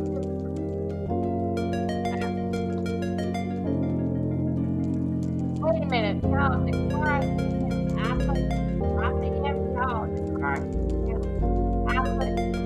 This is what I think. What happened? I think so. That basically that it been happening, and then after two, like by going in my car, she put him out the car, and he got hit by the white sedan she was driving at. But as she said, if you were to go and push a shopping cart, hold on a second. Hold on a second. Tell us what happened to my nephew. If y'all was arguing and it started at the cabin, like you say, and however he ended up on the bridge, we need to freaking know. Under the bridge, We need to know what's going on. Put him It's out not the right. front. It's not right. We got a right to be angry. My brother Tyrone Davis got a right to be pissed Oh, off that's and it. angry by his goddamn Okay. son. This is a senseless death. Yeah, God know he was gonna check out, but guess what? At the end of the day, decisions had to be made. He loved you, girl, and at the end of the day, if you're taking a side and you're blaming, you just as guilty as it can be. You just as guilty as her. Because if you can't see it, Ray Charles can see it. If you ain't got nothing to conscience, tell the truth. What happened? God gonna reveal the truth. Them detectives gonna build the Okay, let truth. me go My right family now. don't even Okay, wish hold up. no hate on you Let's go for right death. now. Okay, let's go right now. But guess what? Somebody need to be held accountable Okay, let's go for right your now. actions. At the end. Allegedly, Lulu first said that she let Tyrone out of the vehicle to cool off after a heated argument, and she continued driving to a nearby store. Then she said he fell out of the vehicle and bumped his head. Then she said he jumped out while she was driving 25 miles per hour. Y'all, he was under a bridge. She in turn replied some comment of social media by saying, "I do love him with all my heart. His death was an accident outside of either one of our control." Someone posted this comments that reads, "She was probably creeping with someone behind his back. Damn. He seemed overly in love with her at the cabin and she was just there. Her laugh seemed fake. It's giving something went on relationship-wise. I'm getting he probably caught her doing something, maybe seen something in her phone.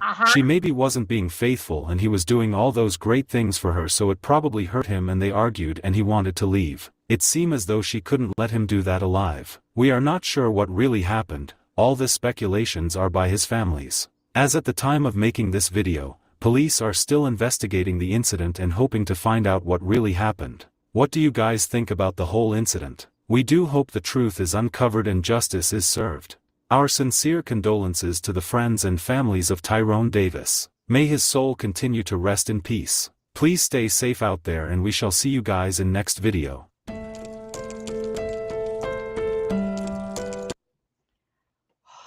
Y'all come back here. Wait a minute. Let's see what else. Oh boy, y'all, this story is coming out. Let's just hear. All these true crime bases is coming out, man. Wow. My God.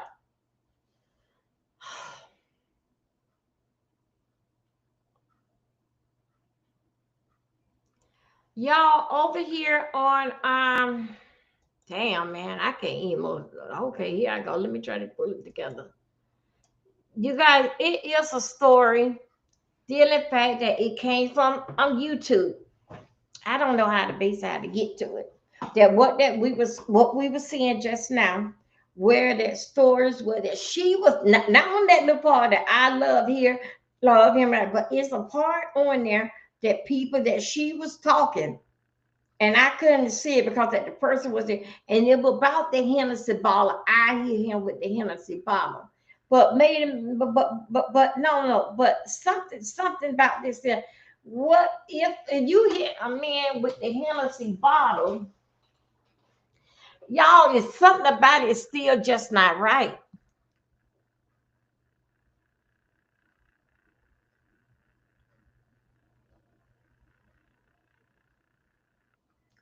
If the Hennessy bottle right here and a man see you finna they'll grab your hand like this here and twist it upside your head and tie your ass in a damn bow. She said help. She took those phones because it was something that he found in the phone. He had already made videos that he cannot trust them, but what he was doing, he would trick. He could not trust her. Yes, he loved her, but he basically was showing her it ain't now another man gonna treat you and gonna give you what I give you. So whatever that you're doing, you're gonna miss all this is gone. That basically what he was sending out with the message. Because he did a video and said she can't be trusted and she's a big liar. The only thing that she got to do be around here worth it or watching Eunice draws. Because they gonna get the phone. They gonna get those text messages. Exactly what had happened. Yes, I believe so. He got her phone. Yes, I believe so. She tried something on the phone. Yes, I do. It was an argument was there. Yes, I think it was planned and premeditated or what she was doing with that because that she had been planning on it. She didn't want him. She didn't want him. She wanted exactly all that he can give to her. And let me tell you something. That cousin or that sister-in-law, that family member, he don't have $1 million clothes. If he did, he put the money on him and her. Because guess what? If he had $1 million, he wouldn't be staying right there. I know that area, how old houses. He wouldn't be standing in that old part across from a Margate High School in a house that looked like that. He would actually take care of his family first. His mama first. If he making money like that, his daddy couldn't get them out the ghetto. They would live in a different. So the fact that he got $1 million clothes in there. All of y'all brag on y'all nephew. Okay, you seen the one about the pastor, Miss Doe, where his wife poo him. Nope, I didn't see that, but we can go ahead and do that while we're here. Wow. Y'all, this here is so doggone disturbing. I'm going to fix me another cup of coffee and we're going to stay here for a while and see all this here.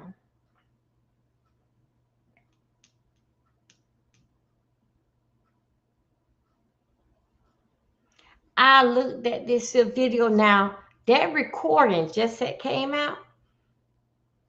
That had just come out.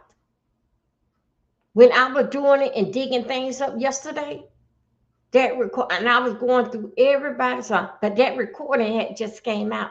It wasn't out yesterday. Unless I didn't even see it. Yes, I think so that she's guilty. But you know what? I want to foul play, manslaughter. If it was a second person in there,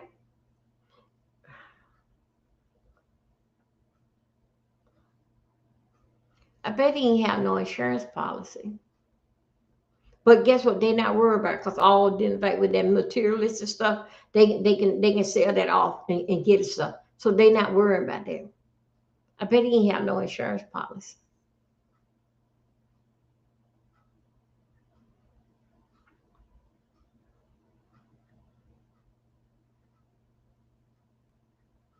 If you want to see more about this, it's in Broward County News. Okay? Broward County News will tell you basically what they come up with. Because that the resident was from Broward County, and they would tell you exactly what probably happened in Gainesville. But what you see here basically was Gainesville. But what I want to know, anybody can tell me, if you commit a crime in Gainesville and you go back home to Fort Lauderdale, do Gainesville people come and get you, or they let you be tried and everything in what they call in Margate?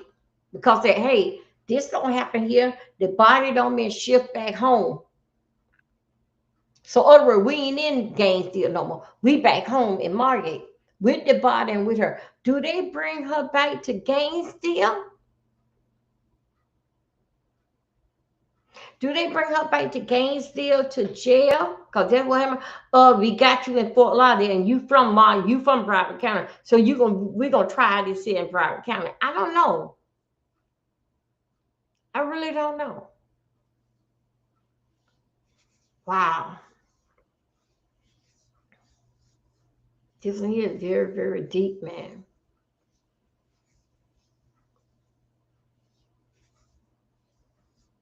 Y'all, we're going to take a break. I'm going to end this video. I got something that I want to tell y'all because y'all know I hang out with Conscious TV with the Z on the end. I'm going to end this video and let this video be here. Get it time enough to get down here. Everybody get some lunch and we're going to come back and we're going to go and check because I want to talk about these pastors. And y'all going to like this here. And then I'm going to give you something what was dealing fact over there is Conscious TV. I follow him very, very heavy. Conscious came here when I was here. He came flying on through here and look at him. But let's go ahead and take a lunch break. And I'm going to let this here go ahead and sink down so I can divide up these videos, okay? Anyway, you guys, thank you for those that been rocking with me. I see y'all about in, let's say, how many we going to make it? Let's see. It is 1:13. I see you at 2 o'clock. Okay. Bye-bye, you guys. Bye. Thank you for